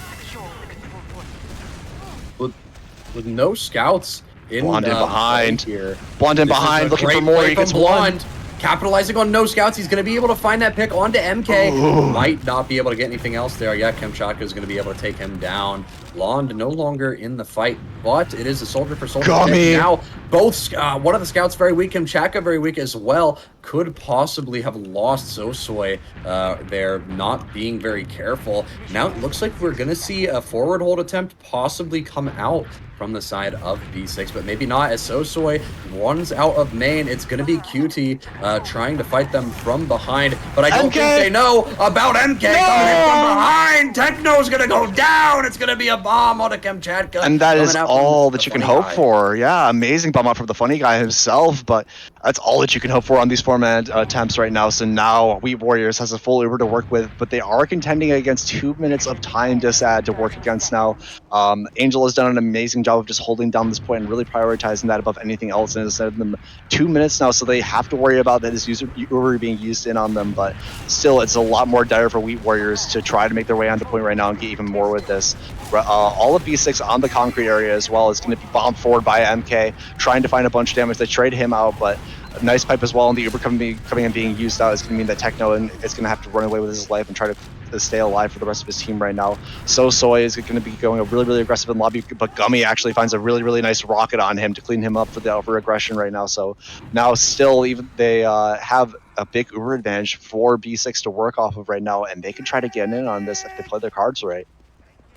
Yeah, absolutely. If they play everything correctly, they could try and get in off of this, making sure that Techno, doesn't try and lead the charge or anything, doesn't put himself in a position where, they can get taken down very easily, whether it be to a trap or to a scout rushing in. Granted, a scout rushing in is more, your soldier and your scout have to kind of watch out for a kind of play like that, but at this point, it doesn't really matter. They're still sitting on 40% ads, so hopefully they try and bust out a concrete sometime soon. Then that's exactly what they're going to do. The Uber does come out from the side of B6, and they're going to be walking forward across the left lane to the point. Not a lot of kills coming out of this Uber just yet, but they might be able to secure a pick onto the beam if they play their cards right here. Funny guy going to get taken down, so is Blonde and QT. Now Gummy going to get taken down. The bomb comes in from MK, but it looks like Techno is going to be able to barely kite out and survive. The pack got eaten by the scout, though. Angel has to kill the scout to avenge his beam here, but he's not going to be able to do anything. And unfortunately, that's going to be a death for Techno onto the board.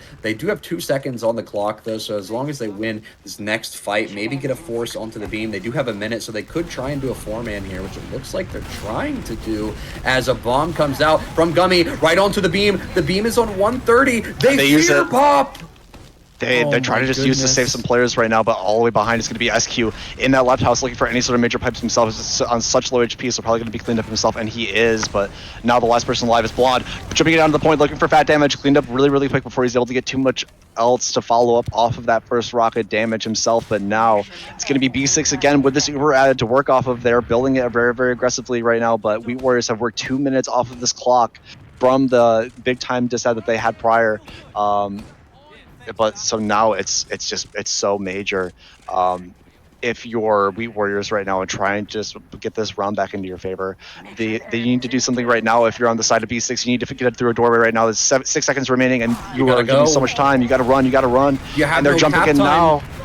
They finally get onto the point and they get the kills to boot, but not without losing some of their own as well. It's going to be Blonde and Cutie going down. It's going to be the soldier in the right house just nuking as well, so it's only going to be Angel left alive on the point right now, trying to get anything, and Wheat Warriors figures this out, and they get the first round, bringing it up to a 1-0 right now. Yeah, I think B6 kind of let it get a little too close there. Didn't bust out early enough, let that clock tick down to a point where it was basically double overtime, and you can't let that happen unless you know what you're doing and you can, you know for a fact you can secure these kills. So hopefully on the side of B6 they'll be able to make an adjustment for that in the future. But going into this, it looks like we're gonna have another shove through Red House here. MK and high onto Techno, and he gets the kill onto Techno. Amazing bomb from him, but a lot of kills traded back on the back end as well. So it's going to be up to the rest of B6 right now to try to figure out anything that they can do here. More just content to leave right now and reset with their medic, but they're going to be completely giving up the point and the space for that. So it's going to give Wheat Warriors a free reign right now if they chose to forward hold, and with this giant Uber ad. So really great way to start the round out, and just from off the back of an amazing high bomb from MK. Yeah, off the back of that crazy valuable bomb. I don't think MK should have been able to get away with that, but he did, and that's going to give his team a lot of space, a lot of time on the cap here. Probably going to see a 4-man come out from the side of B6 here to try and force out that Uber, and that Uber does get forced out from the side of Wheat Warriors here. good for a B6 here at the bare minimum. You know, they did get that Uber Force, but the They real have to question is, clean it can up. they make anything out of it? Because, I mean, from what we've seen, last time Twice they were a now. little too apprehensive. Yeah, twice in a row now they've been really apprehensive, like you were saying, and not able to actually get anything off of this Uber. So really hoping to see from them some sort of aggressive Uber come out. They are walking through the lower side, just trying to milk the Uber through. Angel gets a nice kill of her own, but Techno's going to pop that Uber out, trying to get anything forward right now. It's going to be one of the scouts running forward, being Cutie, dying really early, but Gummy now on the point, especially with the explosives right now, and they're going for a fat nukes right now. Angel holds it down a little bit more though, and it's going to be Blonde taken down extremely low, going to be taken down by the scout on the side of Wheat Warriors, and it's only going to be Angel and Techno capping the point, actually denying a lot of their players, but still having that point capped is the first time they've seen it really this round. SQ is going to be caught out a little bit too aggressive right now, but Angel runs it super deep and finds the medic. That's a major pick to have, and now Techno just needs to run for his life, but he's taken so long on this point that the rest of the Warriors are going to find him. They might be able to clean up some players in the back off from this over-aggression, but not really, and they also find Cutie to boot as well, so amazing play from Angel right there, but not amazing recognition from Techno, just lingering a little bit too long on that point. Yeah, Techno didn't realize he had to get out there, and unfortunately, you know, they bit the dust for it. They paid. They got punished. So, I mean, that's what I'm talking about with Koth. It's so fast. You have to recognize when you need to leave. There is no room for error like that. You cannot be staying in at a time that doesn't permit it. But unfortunately, you know, Techno just didn't realize how close they were to the point. And unfortunately for B6 here, they're playing with 2 minutes essentially of time disad.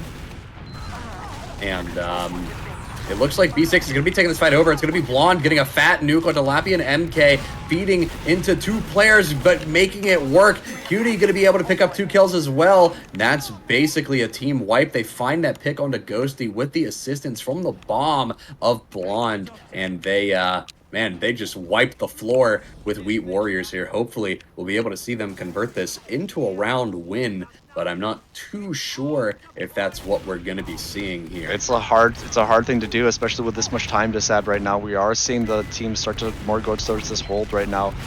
Techno actually playing towards this lower side right now, but it's going to be Kamchatka bombing in on SQ and does find that kill himself, is trying to get away, is going to be running away at 30 HP, but that Uber is used up from Techno to try to save a lot more players, and this is an amazing 4-man attempt, especially if you're trying to get the Uber out. Cutie is going to find MPB very late, and it's just going to be MK on the point alone trying to find anything for himself, and is not able to clean up any rockets onto Angel. So a lot of trickle deaths right now. Amazing 4-men, you know, to get the Uber out, but they've trickled so many players so slowly that they're going to have to collect themselves for a good 10 to 15 seconds right now before they have any chance of pushing out, even though they have this big Uber advantage. So now it's up to Techno to make sure he doesn't get caught here, and for Wheat Warriors to really use this through aggressively. Ghosty just needs to make sure that they don't run into any crazy sticks or anything behind. Cutie goes super far behind for a house play, not able to find anything from it, but they do use the Uber out, not finding too much initially, but they are able to find Blonde and Cutie. Soy does go down, but Techno does conserve his life during all of this, so now it's ad for the rest of B6 to try to work with right now. Even though they are shoved all the way out, they do have something to contend with. There is 30 seconds remaining on the round timer right now, so they do need to get something going now if they want to get it going. But choosing to slow down now, trying to get the Uber up, completely respectable right now, and they're just building in-house, just getting it up. But 20 seconds now means that they have to make this play perfect and this Uber perfect as well if they want to have a chance in this round. Uber does come out from the side of B6. They're going to be walking up that left lane here, but they're not going to be able to find any picks just yet through it. So Soy going to be dropped outside of the Uber. Not quite an Uber pick, but that's going to be Kamchatka trying to get as much spam through left house as possible. Backing off early, valuing their life there. Very good insight to have, but it does look like MK in his place going to be taken down 6 feet under now as the point flips hands into that of B6. 1 minute left on the clock here and counting. It is Uber ad for the side of Wheat Warriors, so it'll be interesting to see what kind of strategy they want to employ here. Will they bust out concrete? Will they just use out? Will they try and, you know, boss and milk for as long as possible? Looks like they're going to try and just bust out here. Demo Scout Uber across the right lane of the point.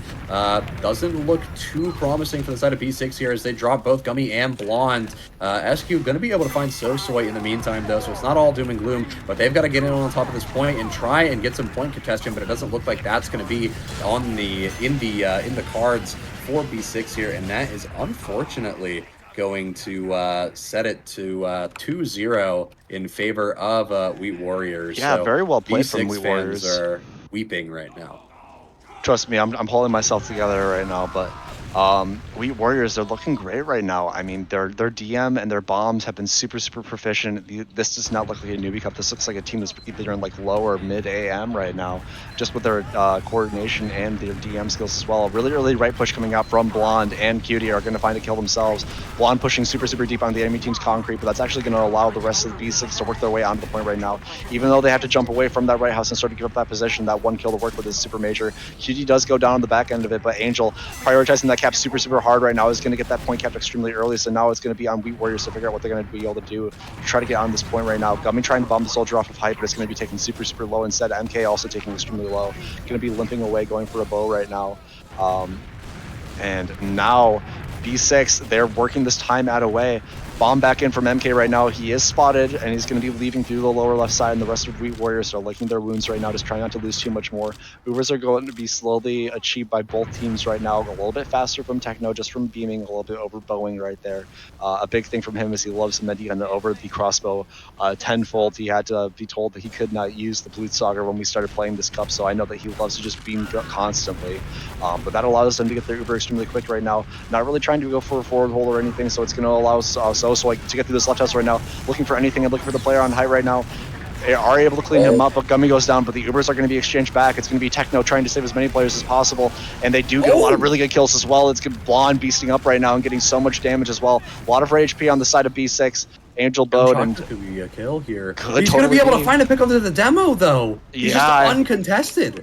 SQ just a little bit too far forward as well in that scenario. Gets cleaned up himself, but they get Kamchaka very late down, and now this is major time add for the rest of B6 to really try to hold this round down. Yeah, it is going to be a little bit difficult for B6 here to kind of hold this. I mean, they're sitting on a, I believe Wheat Warriors is who I'm meaning to mention here. It is going to be a little bit hard for them to really hold down this point for as long as they need to.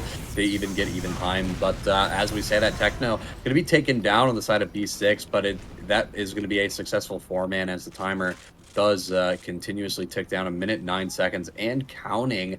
Still in favor of B6 here. Could be witnessing the beginnings of a round conversion for B6. So B6 fans are jubilated right now. That's going to be SQ able to find a pick onto MPB. Yeah, nice trap kill. That's their demo as well. It's going to be Loppy walking forward, being able to find that pick onto QT. Techno's super caught here. Down. It's going to get melee, but he's running in with the saw as well. Actually, doesn't get taken down. No way! Okay, finally cleaned up from the kill from MK as well, but Wheat Warriors lost so much for that, as well as Ghost going down on the back end of it, so it means that the rest of Red Team trying to cap this point, they're not careful, they're going to deny their medic, which they do, so Techno's spawn time are going to be that much longer right now, but now still really good to have that point because there's so much time to work with. SQ accidentally kills himself trying to jump away or just not even recognize that he had a stick on the ground. A little bit of a derpy play from him, but that's no demo right now, so they can walk through these doorways for free without having to worry about any traps right now. The rest of Wheat Warriors falling onto point right now, trying to get anything. Huge blonde bomb coming in right now, gets a bunch of damage, but no kills from them as well, so he's cleaned up, as well as Angel right now. It's going to be Techno alone, trying to run away through the main area. It's going to be MK capitalizing on that and killing himself. Cutie gets a little trade back onto Sosoy, but not anything else right now. Cutie also still behind in the right house, going all the way behind in the enemy team's concrete. We'll see if he's able to get anything. Runs back out through main right now. Is spotted very early from Sosoy, and Lappy actually. Chasing this kill down and is able to get this super late right now, but still a good attempt nonetheless. So big, not big, but still some Uber now to work with. If you're on the side of Wheat Warriors, they're already at 70 by the time that Techno is at 30. I don't know if the call here is going to be to call for a 4-man, but they are looking to posture for this 4-man attempt right now, trying to get through the doorway all at once. SQ dies to a trap really early, and it looks like Gummy taking down extremely low, but the rest of all the players are trying to go. Oh my god, what a bomb from Blonde! He gets that force out! What a beast! Man, what a beautiful read. Just saw that the entire combo was way too far forward, not protecting the beam.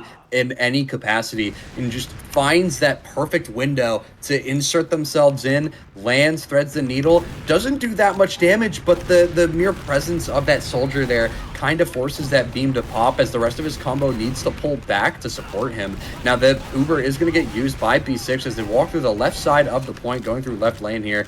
No ammo on the scout though, he had nothing loaded, so Cutie's going to have to back all the way up here. A bit of a poverty Uber, a poober if you will, unfortunately for the side of B6. Now waiting for a minute, and that's actually going to be QT getting taken down by Lappy. Not too great if you are a B6 fan right now, and SQ is going to actually get taken down as well. A nice double bomb from Kimchatka and MK. 60 seconds and counting on the clock remaining until Wheat Warriors takes home a third round. Yeah, and it's so dire right now for B6. They've got it down to 15 seconds, but they just have not been able to break through and get anything good off of these Ubers. They're just kind of falling flat in their face whenever they have this big advantage. And it's making it so difficult for them to actually convert off of these advantages that they're getting, because they've gotten the forces, they've gotten a lot of these things done, but not really able to get too much other than that. Means that now Wheat Warriors edging off so much time right now, only 15 seconds remaining of time and just on the point, and Blonde going in alone himself. It's going to be dead for quite a while now. The Uber is used up very early from Techno. It's going to be an Uber exchange probably here on point. Saving the demo right now, MPB getting saved, and Lappy really running forward right now, trying to find SQ. Both the scouts are still alive right now, so there is a chance that this post fight, especially with Techno being alive during all of this right now. But the focus fire from the explosives is just going to be Cutie limping away on such low HP, and that's going to be Wheat Warriors taking the third round without anything really to say for it. Is B6 right now. But yeah, now 3-0. I believe that is going to be the game. Config is wrong on my screen, but Wheat Warriors brings a huge 3-0 back in their favor right now. It looks like they were down and out in a lot of points, but just the ability to take a lot of these better Ubers and also just absorb the pressure from the Ubers as well means that they were able to get it done. But yeah, match is over now. That's going to be Wheat Warriors taking it out on top right now. Good on them to do so. Yeah, that's going to be our third map here, wrapped up for the day one of Newbie Cup. These were some great matches overall. I have a little birdie in my ear right now telling me that we might have some more matches actually. From the teams that have not finished their matches yet, we're looking to see right now actually. So, yeah. Well, I mean, we'll be able to tune into a quick little bagel match. I don't know how much more bagel we'll be able to see. I always thought the Newbie Cup ran to 4 on their Koth games, but I guess I am mistaken in that regard. I knew the config was wrong, but I thought they were just gonna, play out the 4 and have it sent on their way. But 3 rounds on bagel doesn't seem like, 4 rounds is kind of that sweet spot. 5 is too many, 3 is too few, 4 is just, it's perfect. It gives teams that like little last chance to really figure out what the other team is doing, and actually gives them the opportunity to really turn things around and have a sort of reverse sweep if it's possible. Most We do teams have a new probably server could. actually and a new match to check out. I'm going to Oh, hop into boy. that right now because we still have some teams that probably have not been covered yet that are looking to get their first coverage right now, especially right now. It's been so late into this day that there's still a big chance for a lot of these teams to either make it or break it into this round. We are 1-0 Oh right my now. god, as soon as I load in, Turtle Target Triple 11 Target. lands a 3-man nuke that drops the beam at the same exact time. I don't know if that picked up on stream, but Oh my gosh. oh my god. Yeah, so now we're looking at Help versus Milk right now. These are two teams I don't believe that we've really gotten to see much of on either side. So it's a big unknown here, and these teams and their coaches and all that. We'll have to figure that out afterwards or just during this match. But 1-0 right now with the round one early on. I do see Shy Soul on the Beggar's Bazooka right now. Not usually conventionally something that you see a lot of the time. Probably just watch the Antony videos and it's like, yeah, I can do that. They are able to trade 1-for-1 in this left side. They do get the demo dead on the blue team, so no demo really to push out with, but one soldier and Shy Soul actually bombs in and gets 2! Major bomb from him off of the Vegas Bazooka and uses the fact that you can layer both of those rockets on top of each other just to completely obliterate the medic. Rest of blue team Milk getting onto point right now, and they cap it back. They deny one of their soldiers, being Shy Soul, but now it's up to Turtle Target to find anything. He beeps the last rocket that could have possibly gotten the kill onto Lucent Owl. Nothing else really though. For the red team, it's going to be one soldier really caught in the lower area. That is cleaned up by Slendermans. But man, what a bomb out on that Beggars right now. Means that the blue team has a little way to make their way onto point right now. They have it capped down. They've pretty much made it even in terms of time. But man, just super great conversion off of that bomb as well. Shy Soul also doesn't seem like this is just a one-time thing on this Vegas Bazooka. This might just be what they're running overall. The Uber is used out extremely early from Lucent Owl, just looking for anything. They actually find 0 kills with this Uber, and in return they're going to lose their soldier. Ghosty going down as well, but still nothing really coming from that Uber advantage. So now Rain, aka Rice, has so much to work with. Turtle Target, huge bomb in as well, is going to find Lucent Owl. So now Blue Medic dead. They don't even have to use that Uber to contend with it. Except on the back end as well, the Blue Scout, Topsoil Terrence, is going to get in on the medic and get that kill. Topsoil Terrence, by the way, what a go alias. Looking for more and does not get it. It's going to be Slendermans himself getting that kill onto him. Oh, man. It's looking a little rough for, actually, yeah, I would say it's looking a little rough. The Ubers are even, though, so it does give that little safety net here, but I think they're going to go with this kind of pseudo forward hold here on the side of red team. Don't know the team names just yet, but trying to figure that out as soon as I can. Does look like yeah, it does look like Blue Soldier here on Concrete, trying to push out. Not really going to be able to find that pick onto Turtle. Unfortunately, Neri is going to get taken down there. So that is a soldier down for the side of blue team. Now another soldier down. Shy Soul going to be taken down as soon as the other one spawns. And that scout is just walking up. Slendermans is able to find nothing, unfortunately for them. But they still use the Uber. Yeah, that Uber does still get used. I'm pretty sure this is a little bit of a fear pop here. Counter pop comes out from the side of red. It's a lot better, and they're able to get a couple more kills out of this maybe. But no, they actually end up dropping one of their soldiers. Now they drop Turtle in this exchange as well. The scout from blue team, I believe this is Topsoil, is able to find their way onto the beam and does salvage it pretty well. This is going to give blue team a solid 50% add, most likely.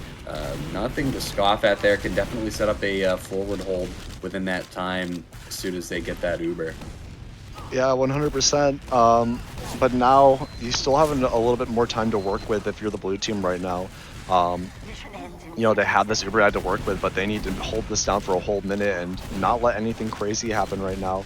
No real attempt for a a four-man attempt. They're just choosing to walk out for the red team, go into this right house, and they do find a kill onto Topsoil Terrence in the right house. Monty gets the kill on Glowstick as well, and Slenderman's going to get Nuki, so a little bit of a call to leave now is going to be Rain, aka Rice, just running out to spawn, as the rest of the red team as well still fighting into mid right now, and they're going to find that's a major kill to find in the back end of things. That's going to let the rest of the red team work their way back on the point now. They're almost at 90% right now, so they have this full Uber to work with, and if they get this point flipped over, it's going to be so hard for the rest of the blue team to actually get a really solid hold down. They get the point capped. The Uber is used out on pretty much nothing. Maybe going to try to find Topsoil Terrence. He does get the pack in lobby, taking out 20 HP, but nice little kill from Fraginator. That was a meaty little shot from him, and gets that kill secured for himself. 10 seconds remaining right now, so the rest of the blue team is going to be flooding onto point right now. They're building this Uber for no reason, really, when there's no chance of them actually getting it, but it's going to be Rain jugged away extremely early in this right house. And probably going to be going down as well, but the rest of the blue team all has to sell out on point right now. So this might just be time for the rest of the red team to come in behind. Turtle Target in on the enemy team's concrete. Bombing in right now, getting one soldier extremely low, is able to get that as well. Blue team does cap the point back, but there's still players alive right now. It's going to be Glowstick on the point, getting a kill actually. Does not get taken down. He could get another Actually, two. can get another- The scout's in behind. He finds Oh, one pick. topsoil It's just Terrence. topsoil. He And he gets gets the kill. Oh my god! What? Barely manages to squeeze that out. How did he He's stay like, alive? I don't know. He's like 2 HP just rotating around the point. I don't understand. What? Absolutely nuts pop-off play from him. Actually just wins the round from his team where it would have been, the player advantage really taking it for blue team right there. But now 2-0 starting off in this match. But this last round was really, really even. I mean, it went down to pretty much double overtime. We're close to it right now. So we'll have to see what the mid adaptation is. Rain is going to take a very, very early stick, so definitely has to be careful for a bomb or anything like that. But rest of red team also shoving into the right house, and blue team not really choosing to contest it. It's going to be a glow stick. Oh my nuke. Oh, he gets so much. This is a war crime. What? I need to see the replay of that. What? That was fat and nuclear. Gets so much damage at one time, boosts his log up to such a beautiful number right there at the end of this, but what was that? Oh my lord. And they're still going nuclear. I mean, he finds the kill on the topsoil in the spawn, almost kills Nuki. I mean, what is this, man? He's just getting so much value for nothing. And they have the full Uber ad now because of that play and because of that nuke. It means that if you see the other team walk out too When there's far, a soldier flanking it from main, glow stick. Oh my god. They're getting Glow even stick more. just- Rotting Angel pushing into the lobby as well. This is a meat grinder. When will the violence end? Oh, this is crits? I don't think they knew this was crits. The crits does get used onto the demo, so they're looking Good recognition. for anything, but that counter pop does come out, so they're going to be able to crunch onto these players. It is Glowstick fighting the beam, going to be able to find that pick onto Loosened Owl. Now will Monty get taken down, though? They are on 50 HP, a lot of beef projectiles, but finally he does get taken down. It is now, I believe, that is Shy Soul getting 1v1'd on concrete. Now Nuki going to get taken down as well by Glowstick. Yeah, she's going to have a hard time finding anything. Kills mentioned there. Oh my gosh, and they're going so deep into this. They're just punishing them over and over and over. These soldiers are going so massive, and they're just not letting anything happen. This has been the most dominant round of Bagel I have seen in a damn minute, and Turtle Target standing up on ace here right now, hitting the fat L taunt, maybe for just positioning, but also just to kind of drop it on him, because this has been an amazing pop-off round from him. Yeah, absolutely. And I think if Turtle plays this correctly, they could get a nice high bomb, maybe land on top of the combo. Reloading those rockets, they are spotted, so the team does know they're there. Is going to get counter jumped, so there isn't a lot of bombing they can do. They are going to be able to find a nice pick on Shy Soul. Lucent is taken down, I believe, by Glowstick there. Nice rocket placement from Glowstick, of course. Oh my pipe! Angel gonna find that kill onto Topsoil Terrence. Unfortunately for him, he is gonna get taken down. And now that's Slender Man's trying to walk forward, find a free pick. I'm on Turtle Target's cam right now. He's in the enemy team secret right now. Target. He has the most amazing flank right now. He's 1v1ing Topsoil Terry on the back end. The rest of the team is going to turn around, but he does get that kill. He's still alive. He gets one damage rocket off. He gets the kill. That's crazy. Amazing DM from him. The beam is too far forward here. Rain is going to have to use on top of the point to save themselves and the demo here. Soldier bombing in behind Shy Soul, just playing on top of the point with that Beggars. Going to get a lot of free spam damage, actually knocking the beam further away, making it harder for them to really clean up on that kill. But the scout finally Glowstick is nuking right now. Rain actually finds the kill onto Shy Soul. Turtle Target. Before getting Turtle Target. Down. Turtle Target is in. Will they be able to get the kill? Yes, he will. He's going to be able to find the pick on a Loosened Owl. It's one man standing. Topsoil Terrence, the sole defender of the point right now. Oh no, it's not looking good. The world against him right now. There's so many spawners up. They have such a better spawn timer, and they're all running onto the point right now. He has to actually try to hold this right now, but choosing to back up, and point flipped over, and the GG. round ending. That means that red team, oh my god. The soldiers that last round, dude. Have you seen anything like that before? Never. Not once in my life What? have I ever bear witness to a set of soldier players like that. Like, That was insane. Absolutely insane. I would love to see the log for that as well. What the? I'm bewildered, man. I'm shocked. I'm genuinely shocked that is the kind of soldier performance we're seeing out of the Newbie Cup. The Newbie The Cup. Newbie Cup. These are newbies, right? What? They was just insane. started learning how to play these maps. They just started learning, how team coordination works and all of this stuff. And they're doing stuff like this. Turtle is pulling nukes out of his ass, basically. I'm getting told we have more, but I really, really want to go to bed. I'm being held here against my will. Hostage. Before we go into that, though, I just want to take a look at the log real quick because I just wanted to see how fat of a nuke this was. I just want to let you know, Topsoil Terrence popped off for his team. Really, really good scout log from him. But on the other side, Turtle Target dropped 430 DPM, and Glowstick dropped 420 DPM to boot as well. I just wanted to throw that in there right now, but I guess we do have one more match. We are not done yet. There's still more TF2 being played. I imagine this is going to be a little bit later in the round, and we're not going to really know what these teams are either, but pumped to see what's happening right now. It's actually 2-1 right now, so super, super close on this last round for these teams. It's going to be blue team with a minute of time at Red Medic. Just as I got tuned into this, is dead right now, so blue team has the time ad and has the Uber to work with as well, so a very, very big thing to try to work against right now. Oh man, but I would really, really love to see this round be converted for them to bring this to a 2-2 right now. I don't know what happened prior. I don't think anybody does right now, but now it's going to be on. Oh, we've seen this team before. We've seen the red team. We casted these guys a little bit earlier. Six Offenders. They are back at it right now, up 2-1 right now. They're doing work right now, bringing this map too close right now, but big Uber advantage for the blue team, but they're still losing a lot of kills for that as well as Hydroid Addict being taken down extremely low. It's going to be the solo scout Uber taking out on Taika right now, looking for anything, looking for the medic, looking for these players in-house right now, and not able to find anything. But on the back end, Mr. Knuckles gonna get beaten to death with the melee. Oh no. Knocked himself up into the corner, and then he got meleeed into oblivion and blew himself up. So but they didn't that's get the an medic. Unfortunate series of events. Speedster. Was that a spoon attempt? That was coming out that was a spoon there? attempt. That was a spoon attempt.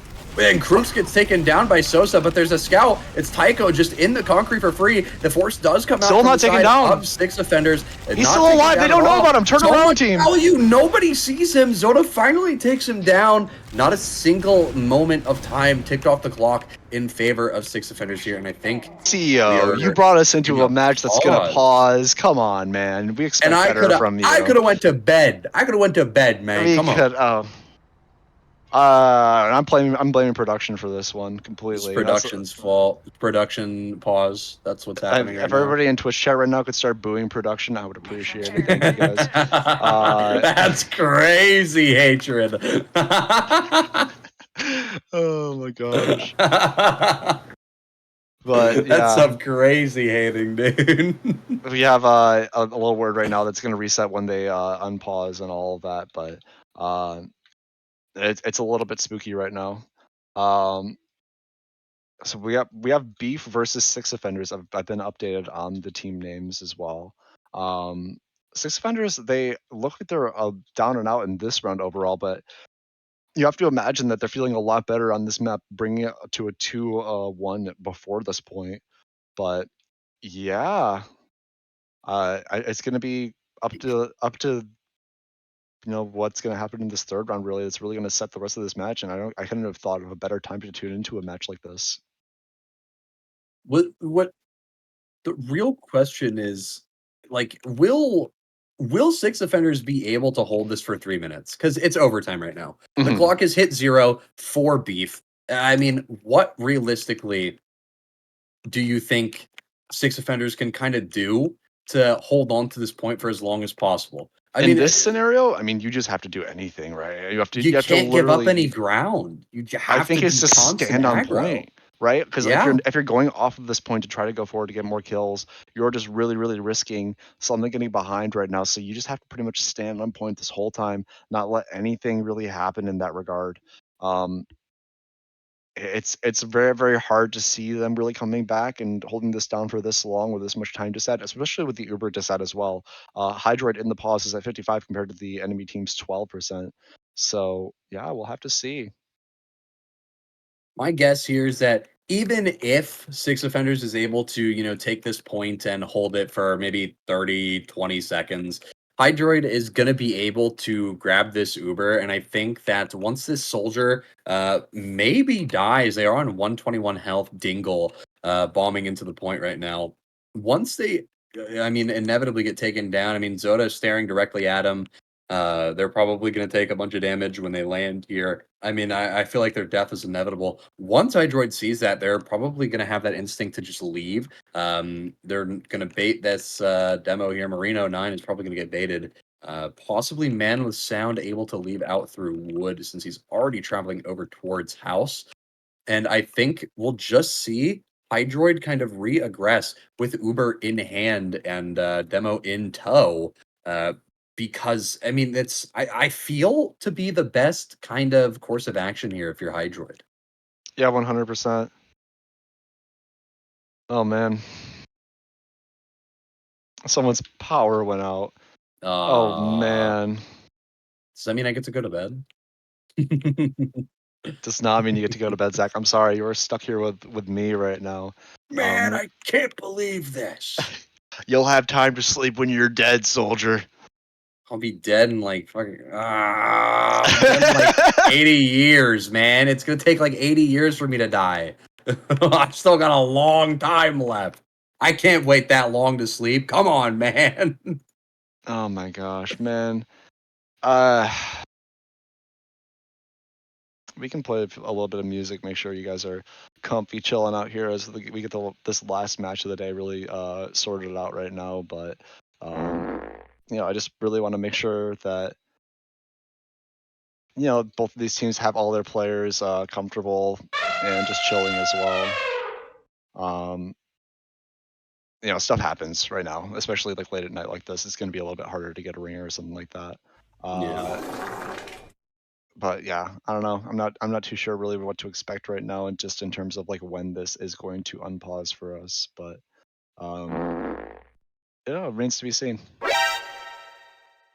Our production is just I don't know if this is coming through on stream, but somebody is playing sound effect. Which of you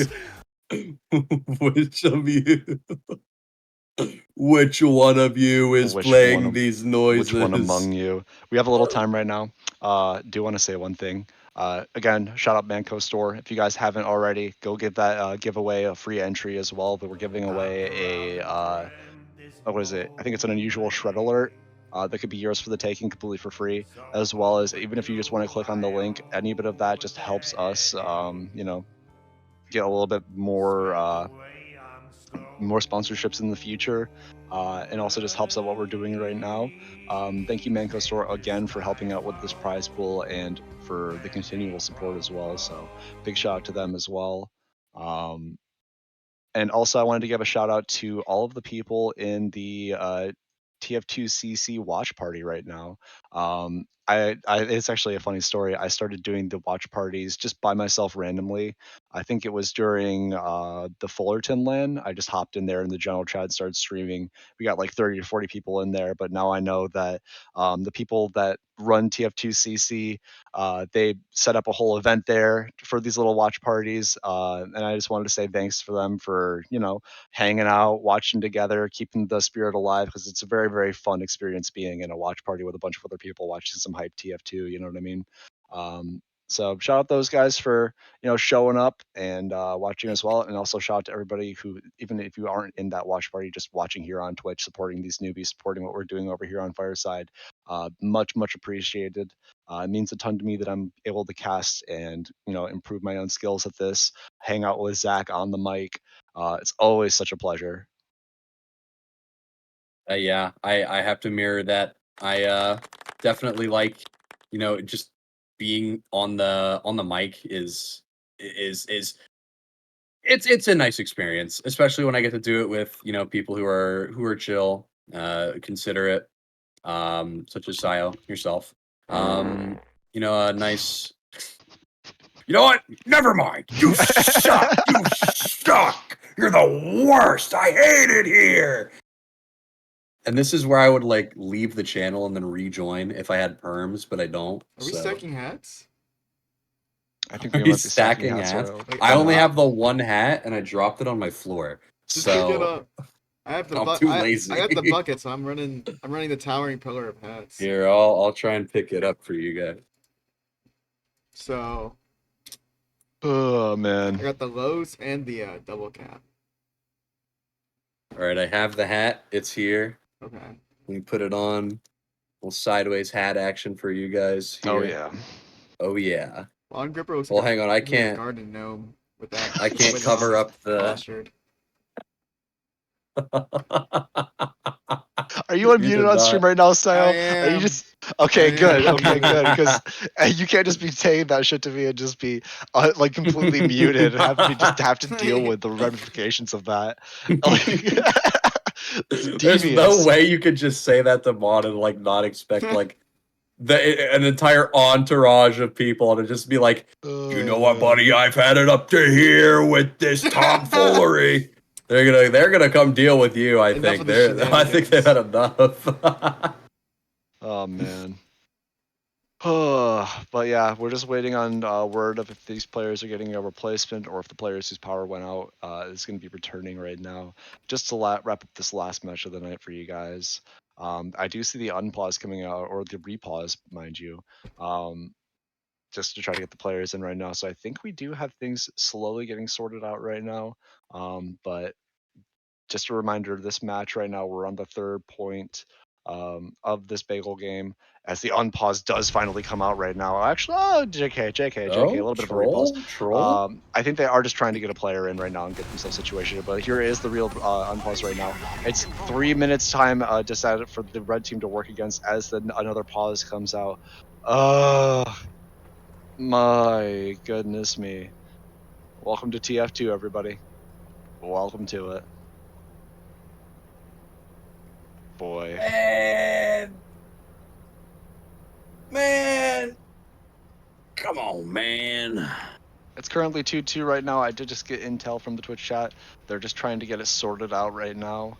Hopefully they can get someone here quickly. Also, if they really do need a ringer, you guys should go hop into the ringers channel for Newbie Cup if you're rostered to play in Newbie Cup. Maybe help these guys out if it really does come to that. But yeah, it sounds like they have their player back who's going to be slowly rejoining. They're just trying to make sure that everything is situated until then. Well, yeah.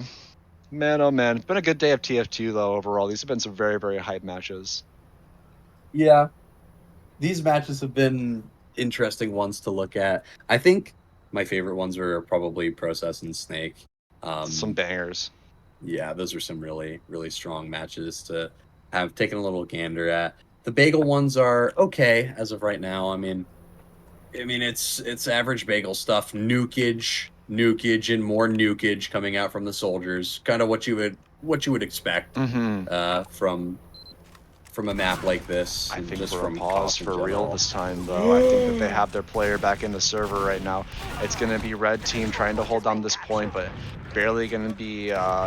It's going to be such a tall order for them to do so now. If the blue team just caps one time, this run is completely over for them. Yeah, it's not looking great for the rest of the 6 offenders here. I don't think things are going to turn out the way they're hoping because they've got to hold this for a whole 3 minutes uncontested, pretty much. And I mean, they've already ticked down a minute at a time, so they're doing decent in that regard. They did lose their scout on the side of Beef, but it doesn't look like they want to back down just yet. They want to keep themselves, in position to take in the refight. Given that they have Uber, I don't think they realize just how much their ad is dwindling, though. It is at basically evens now, so Hydroid kind of lost their window to push in, unfortunately. Doesn't look too promising inside of Beef, at least at the moment. We are at the point where Tycho had to be paused for, where they unfortunately their power went out. With Zoda being dead, though, it is basically even players. You know, scout for scout there is not too terrible. It does look like Beef is going to be capping this point here, though, as the entirety of Six Offenders does back out. The Uber does come out from the side of Beef here as well. They walk up through main and they just leave some of their players to cap on the point. Now 30 seconds ticking off of the clock. Six Offenders could definitely easily try and fight this, but man, it's looking nuclear on the side of Six Offenders as a nice football comes across the map. But look at this, man with sword walks in and is able to find the kill onto Speeder, which means no beam for the side of Six Offenders. But no heals for the side of Beef either at this point in time. It is 8 seconds on the clock for Beef, so they really only have to cap the point once here and just hold on to it for the duration of a team fight. But other than that, you know, they're not going to really have to worry about too much going wrong in terms of a fight. Man with Sword probably going to get taken down here, but no, lives with barely any HP left. Now, they have to get on top of this point here. They can't really afford to let it flip. Hydroid going to be taken down here. Danger going to get taken down as well. It's 3 players, 4 players, 5 players down for the side of Beef. Six Offenders taking all of these kills and running with them. The beam living as well. So now... Oh my god. How are they doing this? They were at such a bad position where they were able to finally cap the point back. But it's so much time to work against right now, and now only with 30 seconds remaining in this round timer, big Uber ad as well. They're not really building to try to get it as soon as possible, so I'm not too sure if they're going to get it by the time that they need to when this major fight starts, but still definitely something that you have to contend with and you have to worry about if you are on the side of Beef right now.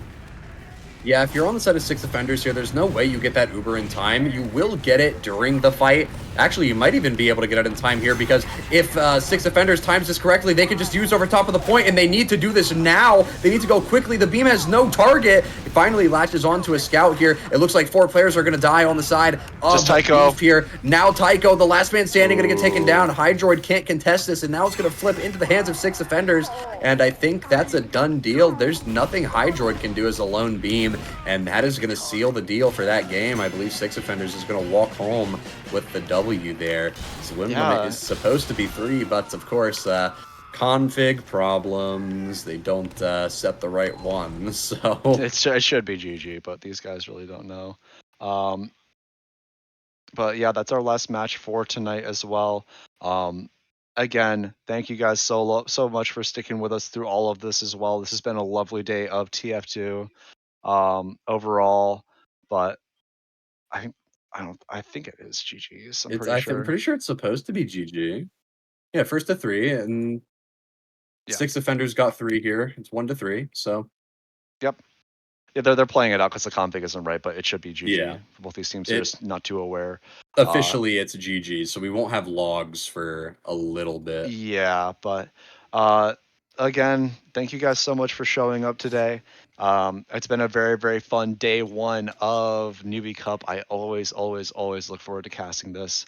It's also been super fun to be a coach as well. Highly recommend if there's anybody in here who is a higher level player, you know, sign up for the next one. Help out, be a coach. It's very, very satisfying. Honestly, it's also helpful too to even build up your own TF2 knowledge. I've you know, had to become a lot more knowledgeable on certain aspects of the game that I wasn't, and also just to, you know, be able to review all of the other concepts that I had already somewhat known in my head. So it can be definitely resourceful in a personal reason, but you know, just seeing players grow and being able to pit them against each other in a little horse race, it's super fun to watch. But yeah, I think that's going to conclude what we are doing here on day 1. Do you have any shout outs that you wanted to give before you head over to bed? Nothing that I haven't shouted out earlier. Shout out Fireside Patreon, exclamation point OnlyFans, exclamation point Patreon, whatever you want to do. Shout out Manco. Go to the giveaway, Unusual Shred Alert. Remember to join that. Even if you don't want to join, just clicking the link, having the impression there definitely helps. It shows that you guys are interested, and you know, it shows Manco that you know, people are actually taking advantage of the sponsors and everything like that. But of course, shout out to you and Siyo as well. Reiterate that. And I think shout out my bed because I'm gonna have the greatest sleep of my life tonight. I can tell you that much. But that's it from me. Yeah, and don't forget, guys, this is only day 1 of 2. So we are going to have even more content tomorrow with the day 2 of all the teams that made it past this group stage. So I hope to see you guys then and hope for some great TF2. But for now, that's going to be all from us. Love you guys. Thanks for showing up. Thanks for playing. And we will catch you tomorrow. We're off. GG's. Sweet. Oh. Thank God, You I'm go to so tired.